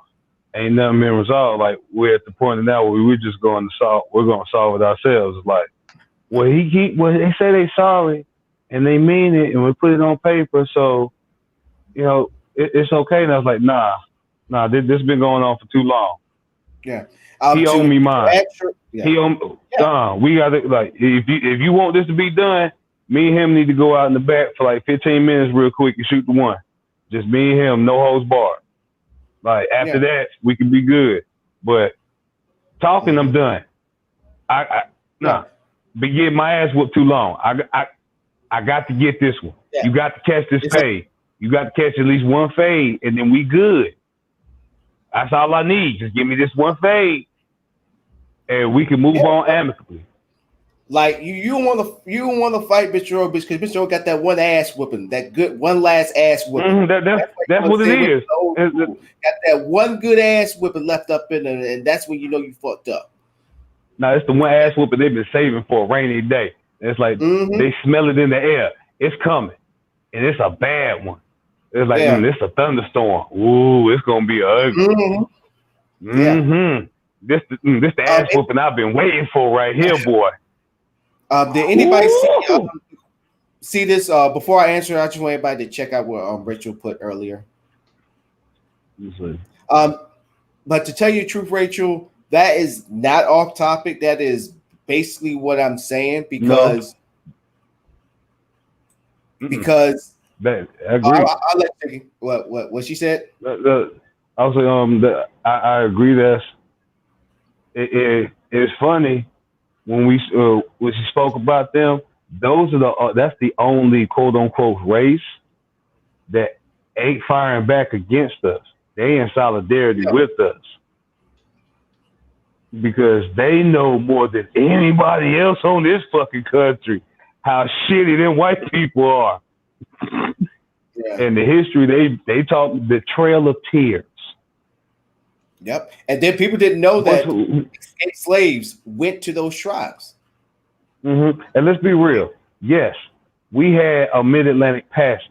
They crampedly put us in boats and shipped us over here. But the Native Americans, they physically came to their land and then told them, get your shit and walk. How far? Till we fucking see fit. And they kept walking. And people and generations died on that trail to get to bullshit reservations. So they know. And we know. That's why when we have these conversations and we speak on the other races that flip-flop and have the ulterior motives, we never bring up the Native Americans. Because ain't no point. No, look, we concentrate on our matter because when we bring in Native Americans, we can also question how native they were. Because They came from Mongolia through the Pacific Ocean. They discovered in Brazil some years ago some skeletons in mass grave of black people, and it dates 10,000 years ago. So that is why in Brazil they raised up the statue of a black woman called Luzia, who they believe possibly is the first person to step into this American continent. Investigation are finding out why that mass grave. It is possible that those who came from Mongolia slaughtered the black people to occupy these South of Americas. I also read that Americo Caputo, the man who drew the map of the Americas, the reason why they called the continent America, he said that on this eastern coast, the Atlantic coast of the US, that they find a village that was populated by black people, by people with very black skin. So when was it talking about native, how native they are? So let us talk about our black people that were enslaved, and let them not drag us into, the former history where they themselves even slaughtered themselves. The Incas, the Olmecs, we all know this place has never been. Every race. Yes. I mean, this be true for every race in its core and history has a history of self-hatred and self-mutilation and self-genocide. Let's be honest. Yes. Like, we all got names for it. You got the Mayan and Aztec rituals and the soccer death games. You got the Crusades of the Knights Templar. You got the damn expansion of the Greek and Roman empires. The jihadists. You have that. You have the jihadists. You have the African kingdoms that warred with each other. You have several different dynasties within Asia. Yes. Feudal. So you can't. History has shown us this, and we're at a point now where it's like we have so much information in front of us, it has blinded us to the information that we already retain. Yes. And it's kind of forcing it out, and they're trying to force all this false knowledge into our brains to erase the truth that we already knew. And we just forgot it still applies to the world today. It may not be to that extreme, but it still happens within smaller sects and smaller individual moments. So that self-hatred will always be there within blacks, just as well as within Latins, just as well as within whites, just as within Asians and any other subgenre or subspecies of the races or ethnicities or nationalities. Self-hatred runs within all of them. Yes, that is the truth. But we have a problem today, and we want to face the problem and see how we can start with solution to it. I stated earlier, the point of this podcast is for the viewers and all those who are able to truly listen to the words to accept and acknowledge the truths that apply to them, and to whatever severity and degree. It may be a 10 for me because of the way I look in my socioeconomical situation. It may be a 4 for Donnell. It may be a 2 for Mr. O. But we all have to acknowledge that truth within our lives. Yes. Now, to what degree it may affect us depends on how we move in life and how we interact with the energies when they come around. But it's there. So, and then also I want to add on this too. So when I was talking about all the non-blacks that's watching this show, it's not me criticizing you or anything like that. I just say, put yourselves in our shoes when you see what's going on, see what's happening. So I'm gonna use an example. I'm not going to use the example for Black Lives Matter versus All Lives Matter with Mr. O with the tire and all that stuff. I think that's funny. I'm trying to put a little, positive spin on it because I just love it when I was explaining to Mr. I said, Mr. O, we driving. The back tire just went out. Should we pull over? No, we got 3 more tires. Let's keep on going. So,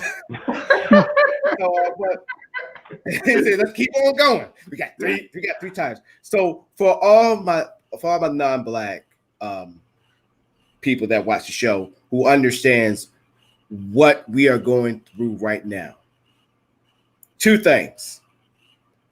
1, I'm not saying you go out and just like hug every Black person you see. I'm not going. Don't do that. We got a disease going on right now. But I'm not expecting you to agree with any person that look like me, Beast Johnson, or Mr. O. I'm not saying that. Just understand that we see America or how America see us. Just understand they see you a lot differently than us. It may see the way that they see you may be the same way they see us as being hateful, but it's 10 times different. And you have to understand and you have to respect that.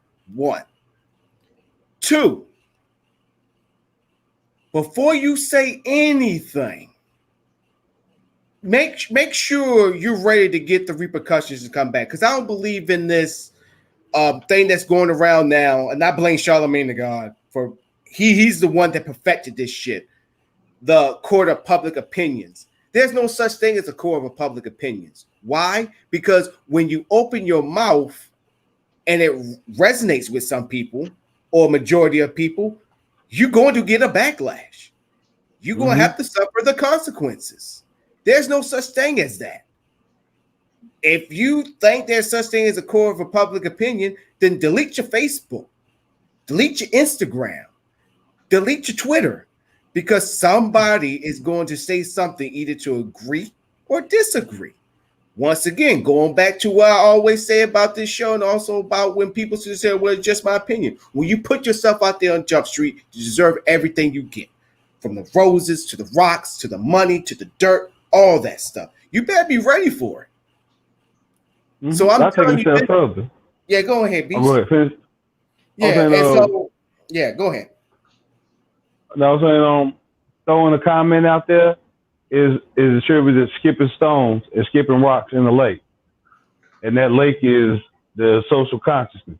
When you throw that stone out there, no matter how far, no matter how deep, no matter how good of a throw, there's some kind of ripple effect.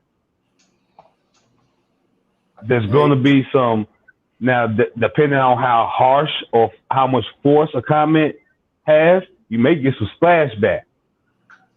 You may get a little bit of trickle back from, but there's going to be some kind of ripple effect. And some of that ripple effect may come back to you as backlash.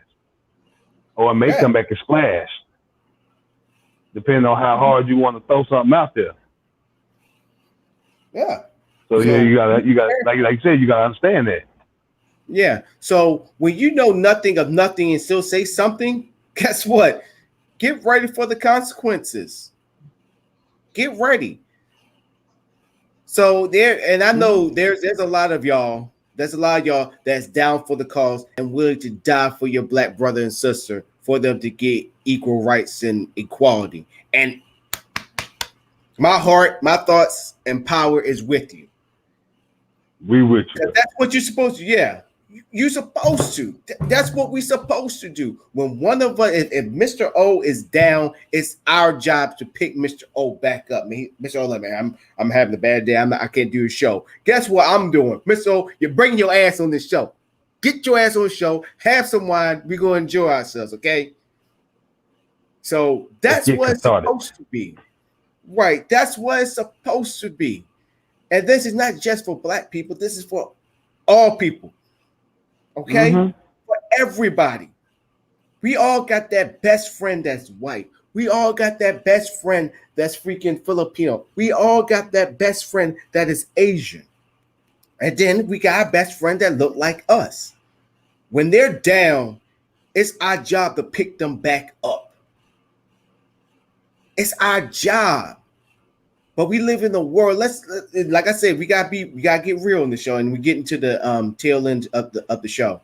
We gotta be real. We need to get out this I'm a mind my own business type of bullshit. Because I also blame what's going on right now because of that too. Because we all like to mind our own business. If I mind my business, I don't got nothing, that don't have nothing to do with me. But then when it happens to you, now all of a sudden the world sucks. Yeah. I mean, now all of a sudden the shoe's on the other foot. Now you pissed off and mad. That's one thing that the military taught me. That man or woman that you serve with supposed to have your back when you're on the battlefield. Doesn't matter how racist they are. Doesn't even matter if they really cool to the point where y'all almost like brothers and sisters like this. When the shit gets real, that person's supposed to have your back just as much as you're supposed to have their back. That shit don't even matter anymore. Because that person could be the most racist of racist individuals or prejudice to me. But after they saw how I had their back and how we had each other's back, I promise you, his perception or he or she's perception would change. Like, damn, all this time I thought black folks were like thugs and wearing their baggy pants and, cuss women out. But no, he's the complete opposite. He cares for his family. He cares for his fellow man. He grooms himself. He keeps his pants above his ass. And as well as for him, like, damn, I always thought they was uppity. Their noses are always up in the air. They got their businesses. They always in our communities, don't give anything or nothing. And then you come to find out that freaking shit, he does help out the community. His family does help out the community. Mm-hmm. So before you run your mouth, do your damn research. And I'm gonna take the hat from Mr. O, because if Hope was a person, it will be Mr. O. I'm pulling that Hope hat.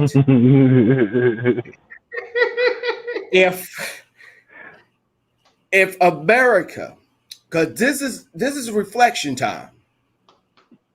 This is reflection time for America. If we're gonna look on it on the positive side, bump the Black Lives Matter, All Lives Matter, Blue Lives Matter. Let's throw that argument out the way. This is a reflection. If you see something that you don't like, what do you do? You try to fix it. If you feel like you are out of shape, you just ain't gonna be like, well, at least my arms are big. That's great. But if my stomach is big and I want my abs, I'm not gonna sit there and go look at my arms and just make me just like basically just cancel that out. We get some crunches going. Yeah, we need to hold, and then also in the same time hold people accountable. If I'm not pulling up my end of the weight, y'all supposed to come at me. Y'all supposed to get at me. Morris, what the fuck are you doing? No matter what your race is, you just can't be like, well, all black people are lazy. Oh man, all Asians are uppity. Man, all white people just think they're just superior.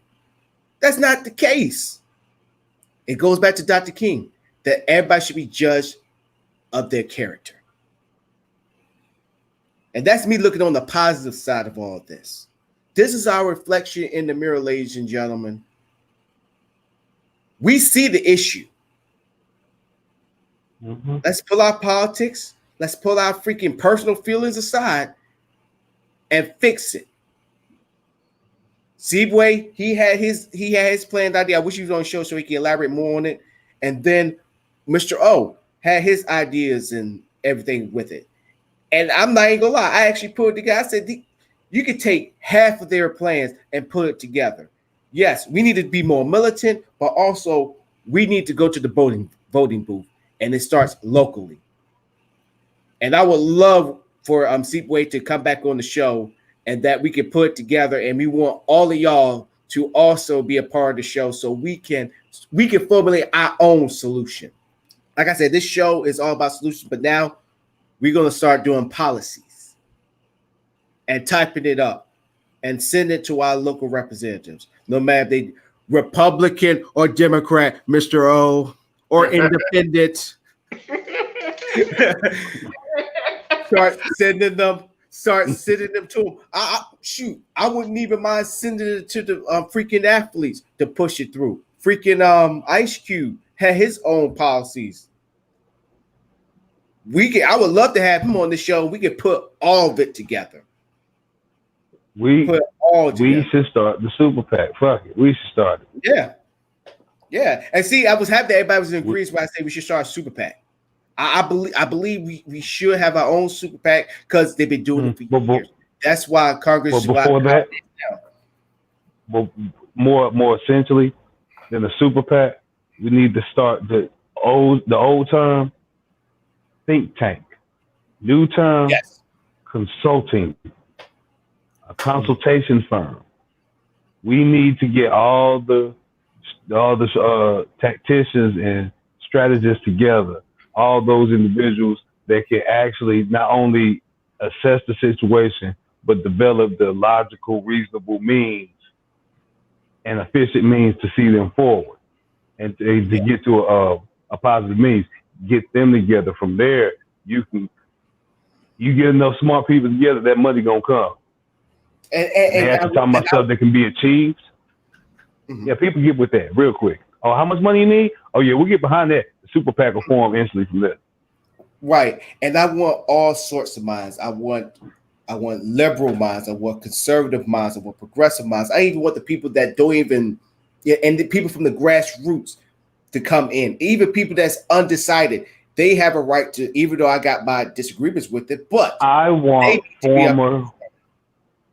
former Klansmen and white supremacists. I want them in there. Why? Because, like you said before, they look at both sides. So you need to have that vantage point as well. Those points are what you consider your blind spots. The points that are unilaterally completely behind the back of your head and your middle of your spine. There's no way you could physically see them. Those are the ones you got to take the most precaution against. And having those type of minds and individuals willing to inform and enlighten is extremely vital for the war that is at hand. Right. And you know, the funny thing is, with all those mixes up in that super PAC, that's America for you. But Mr. O, anything you want to add before we jump into the final thought? Let's go into the final thought, so I can add all together for me. Okay. There is a synchronism between, from what this Justin just said. I felt that this program this panel is already synchronizing all of us, because he read my mind and it's part of what I'm planning. So in my closing statement, I will elaborate. Well, you are on. Damn it, I forgot. I was trying to do a good, perfect intro for you, Mr. O, and I fucked it up. Mr. O, you're up.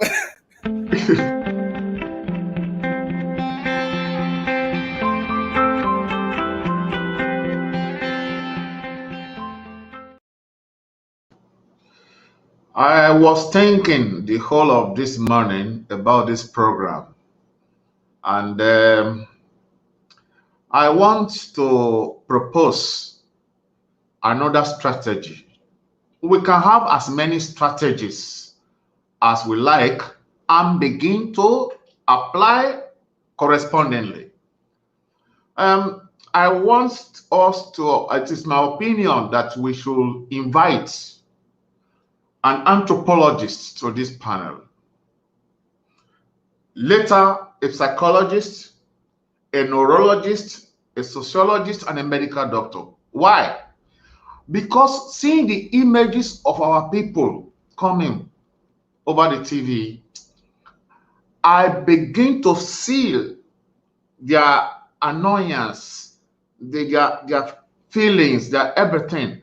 And so we have to coordinate an approach.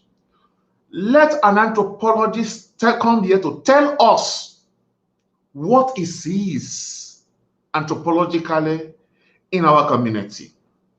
Then a psychologist should explain to us why our people have some kind of behavior that we see.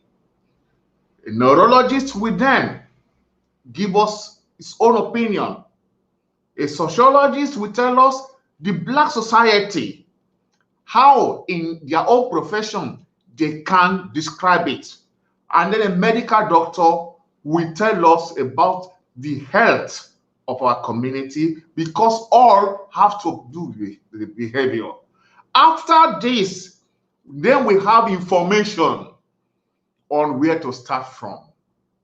We cannot produce a change in the people that we do not know about. Till now, all our observations are personal and personal experience. Let the professionals in the community come and tell us from their professional views what they see in us. Why is it that we have so much, we are rejected by all the races in the world? And then from there, we can start to empower our people. This is the new revolution. It is not by shedding blood. It has to be a change that starts within us ourselves. That is my closing statement. Dang, I still feel bad for fucking up Mr. O's intro. Damn. I I also was back here thinking we should have a panel, and I got a good idea of people that I do want to have on this show that we could talk about. And the thing is, I don't want it to be as us just talking. I want us to get to solutions that we can have this written down on paper, and also to be broadcast live, and then also to have the audience to participate in. So yes, I will. I'll do my part and actually write out a show for that. But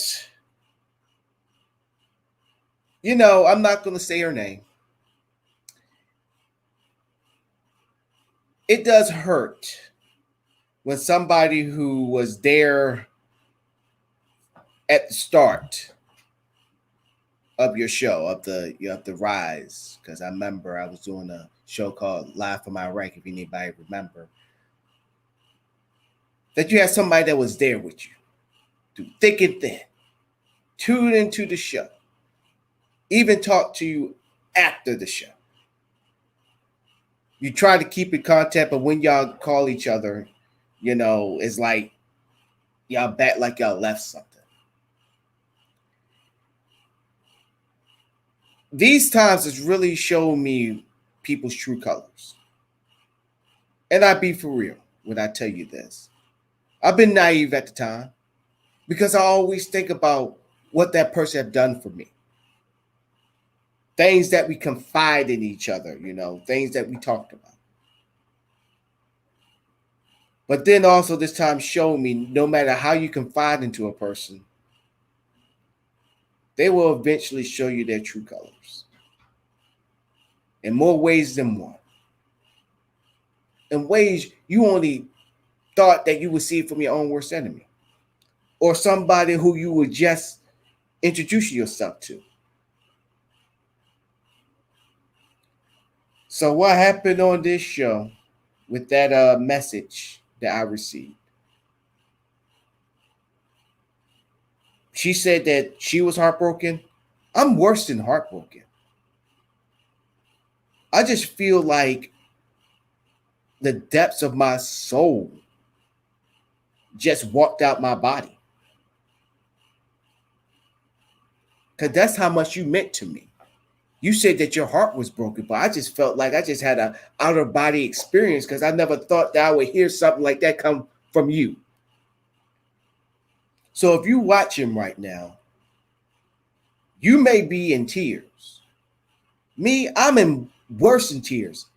I'm hurting over here. Because I don't know. Because after this show, I'm going to my girlfriend's house. I have to drive on that damn road thinking that this could be my last time on this damn road. It could be my last time. And you never even thought about that before sending me something like that? Come on.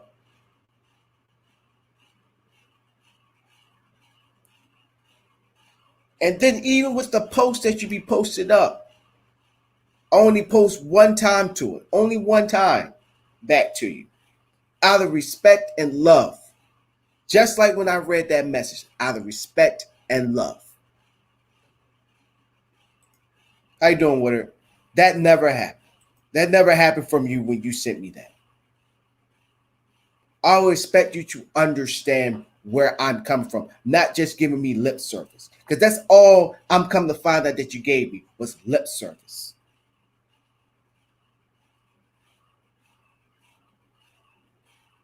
And it hurts. But also at the same time, I'm turning that hurt into empowerment because it's actually showing me the truth of what's actually going on here. But then also, I've been through this before. When I had nothing. When I was homeless. And all my supposed friends were nowhere to be found. You find out who your real friends are when you're going through some shit. And if you look like me, and I don't care if you think like me or you think differently or whatever, you're going through it. We all going through it. Believe it or not. If you want to accept it or not. We all going through it. But a friend should put their personal feelings aside and be like, what can I do to help you? Show support. You just talking about it, saying I understand what you're going through, and then going through something else, that's not helping. And if you have a friend that is doing that to you, where they're not worried about your problems, but they have to top you with their problems or tell you where everybody else is going through it, they're not your friend. Definitely in a time like this. Maybe for like little simple things like, you know, if you get a flat tire, you get mad. Yes, they have the right to tell you, hey, everybody have a flat tire once in a while. That's a different scenario. But for this scenario here, and you shouldn't say, well, everybody else is going through it too. You know, other races are going through it too. Y'all not the only ones. They're not your friend. And I had to learn that the hard way with this. Because she did delete me. That's not the part that's hurt my feelings. It's actually a relief. So I challenge y'all to do the same. I'm not expecting y'all to believe each other on the political spectrum. It's not even political. But if they say some crazy ass shit, like I read in the middle of the show, you might need to cut them off. You know what? Not might. You should cut them off. And be done with it. Just like with me and her.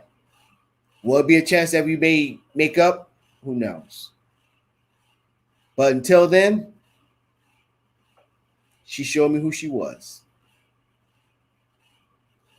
And that is my final thought. As we further ourselves in this battle, we have to remember that in a true battle, there's moments of teamwork, cooperation, as well as solo endeavors. We as a race must acknowledge that as we push forward for not only our fucking rights, but the established rights of those after us and below us, we have to understand that this battle most likely and for the majority primarily is a solo endeavor. with scattered moments of co-op, teamwork, and group battalion-like effort. But for the most part, you out there in the trenches by your own. Black folk, we on our own in this. The moments of teamwork that we have are only for those moments when it's needed, and it's most likely needed for their survival. And once they are able to survive that moment, we are still left in the trenches to continue on with the battle. Sictus pacem parabellum. If you want peace, prepare for war. We're already in war. So let's get ourselves ready to go at this alone. Tighten up the bootstraps. Pull that gun, pull that sword, pull that hammer out the dirt. Grab your helmet and get the fuck to it. Self-preservation is at hand. It is literally us or them. And I don't know what other way you can paint it other than a movie reference of them just literally saying, we're going to wipe out all the niggers. What is so plain in front of you? It's us versus them. So let's get our shit together. Let's unify in this solo battle for the race. If we don't come together, the battle's over. And everything that we've talked about that we wanted and everything that we've actually achieved will be in vain and will be for naught. It will be stricken and wiped from the history books, and we will have never existed. And if everything I say bothers you, good. Now do something about it. Prove me wrong.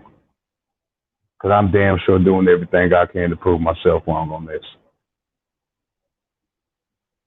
I'll leave that as my final thought. Once again, I'd like to thank everybody for being on the show. And she left.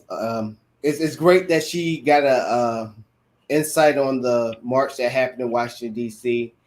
And I didn't even give my take on her findings. And watch, Mr. O gonna smile when you hear me say this. I'm not surprised. Yes. I'm not surprised. I'm not surprised. I mean, when you say Al Sharpton, right there, you should just be like, just like that. So I'm not surprised because like I said, I don't believe in protests or marching. I believe in action. That's not action. That's just rallying the troops. That's like going into war without an M16. That's how I see it. So I'm not surprised that Teach didn't get anything from it. Just the same old song and dance. But I am disappointed in Teach though. I hope she's watching this. I hope you watch the Teach because I got something. I got a bone to pick with you about that march. You want to know why? You didn't advertise the show.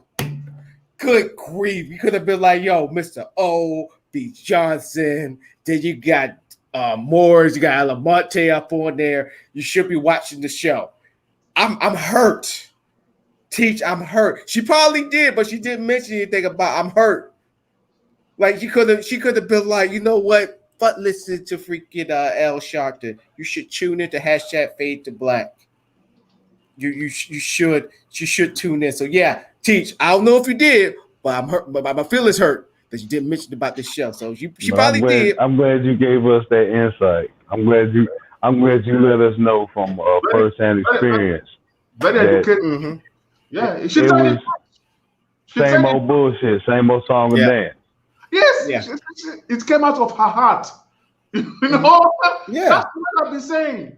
You know, like what she was telling me, I got the vision I got in my head was the scene from Black Dynamite when the politician comes in. He look at his man like, he's like, watch me flip this shit real quick, my nigga, and go up there and get to spit in the little Curtis Blow style rhetoric and get the whole damn building back on his side.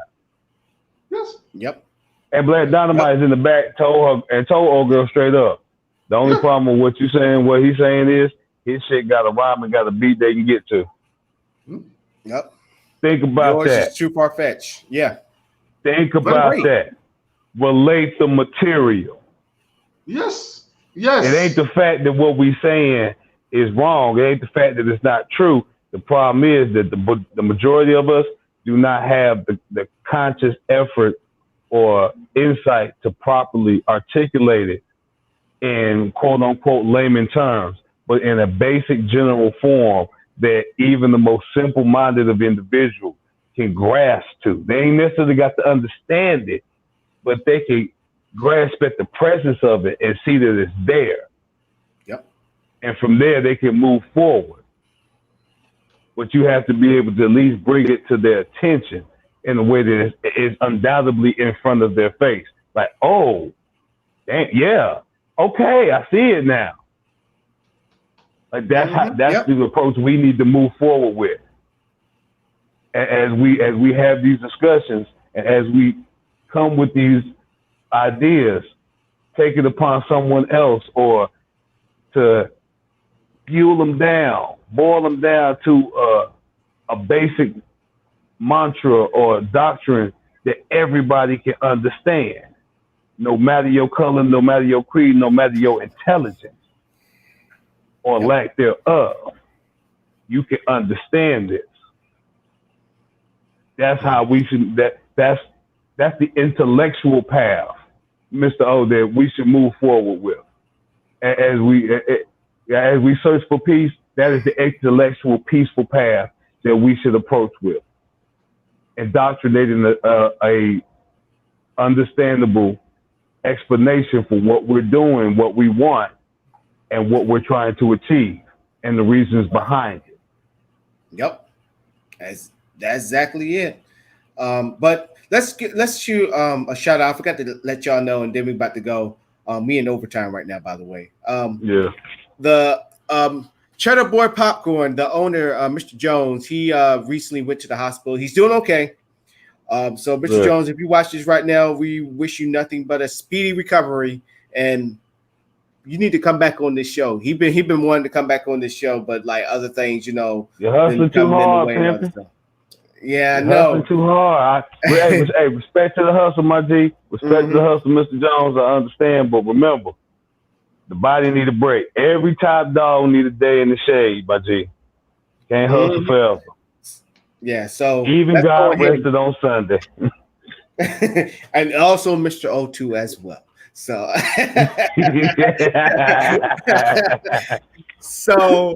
so once again, ladies and gentlemen, go ahead and support him. Put a big smile on his face. Get one of these great, delicious popcorn. You can go check it out on realcheddarboypopcorn.com. Once again, realcheddarboypopcorn.com. Get your popcorn, 12 different flavors. Like I said, my favorite is the birthday cake. But one more thing before I go. And once again, Walk Jacob Walk. Hashtag Walk Jacob Walk. Yes, let me go ahead and put that right there. Yes. And which hashtag Walk Jacob Walk.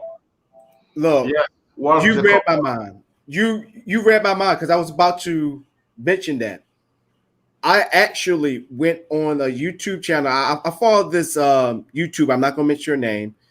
She's getting up there in popularity. She got a Sirius Satellite Radio show, and so she was saying that Jacob Blake was paralyzed, and we all know on the show, Mr. O, he knows, Beast Johnson, you know that what we heard was something entirely different. Yes.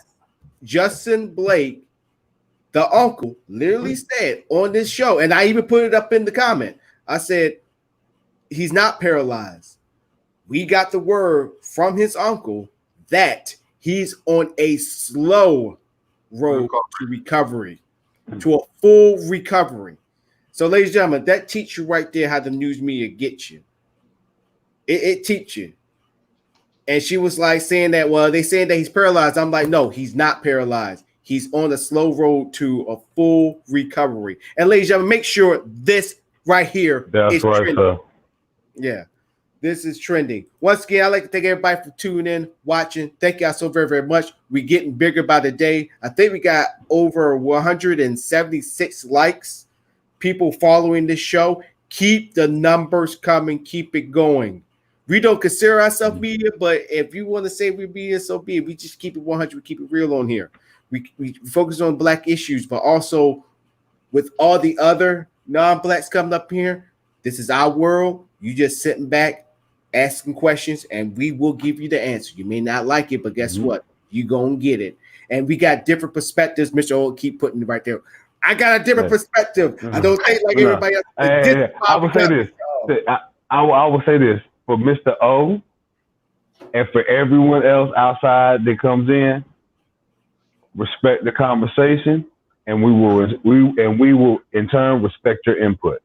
Right, because Mr. O, he's that one, like, you be like, man, what are you talking about, Mr. O? But he always got that point. He pulls you back in, like, damn, Mr. O, why you did it in the first place? Like the 3 tires, like, keep on going. We gonna get there. It's hope. Yeah. Sometimes hope can be misplaced. Sometimes hope can be like, I don't see that. This is not a hopeful moment, but you gotta hope. But I'm shot. But you gotta hope. It hurt. But you gotta hope. Go give me a bandage. Hope. Like, stop. Hope will not move this bullet from me right now. Like, I feel your hope. I understand it, but we need something more. Yeah, we need it though. We need it. We gotta go. We gotta go. But we gotta go. On behalf of Ania Joke Teach, I'm happy that she came on. Beast Johnson, Professor O, aka Mr. O, and then me, Donnell Alamonte Morris. Thank y'all for tuning in. Seepway, hopefully he's here on Monday. I'm gonna have to get tabs on him, but yeah, because I think he's probably dealing with the family issue and all that stuff. And we are going to keep y'all updated on the Jacob. We will. We're gonna keep y'all updated. Y'all gonna get the accurate news here. Tell them that. Run and tell that. We're outro. Catch y'all later. And once again, hashtag walk Jacob. Walk Jacob walk. Walk Jacob walk. All right. Catch y'all later. Bye. Bye.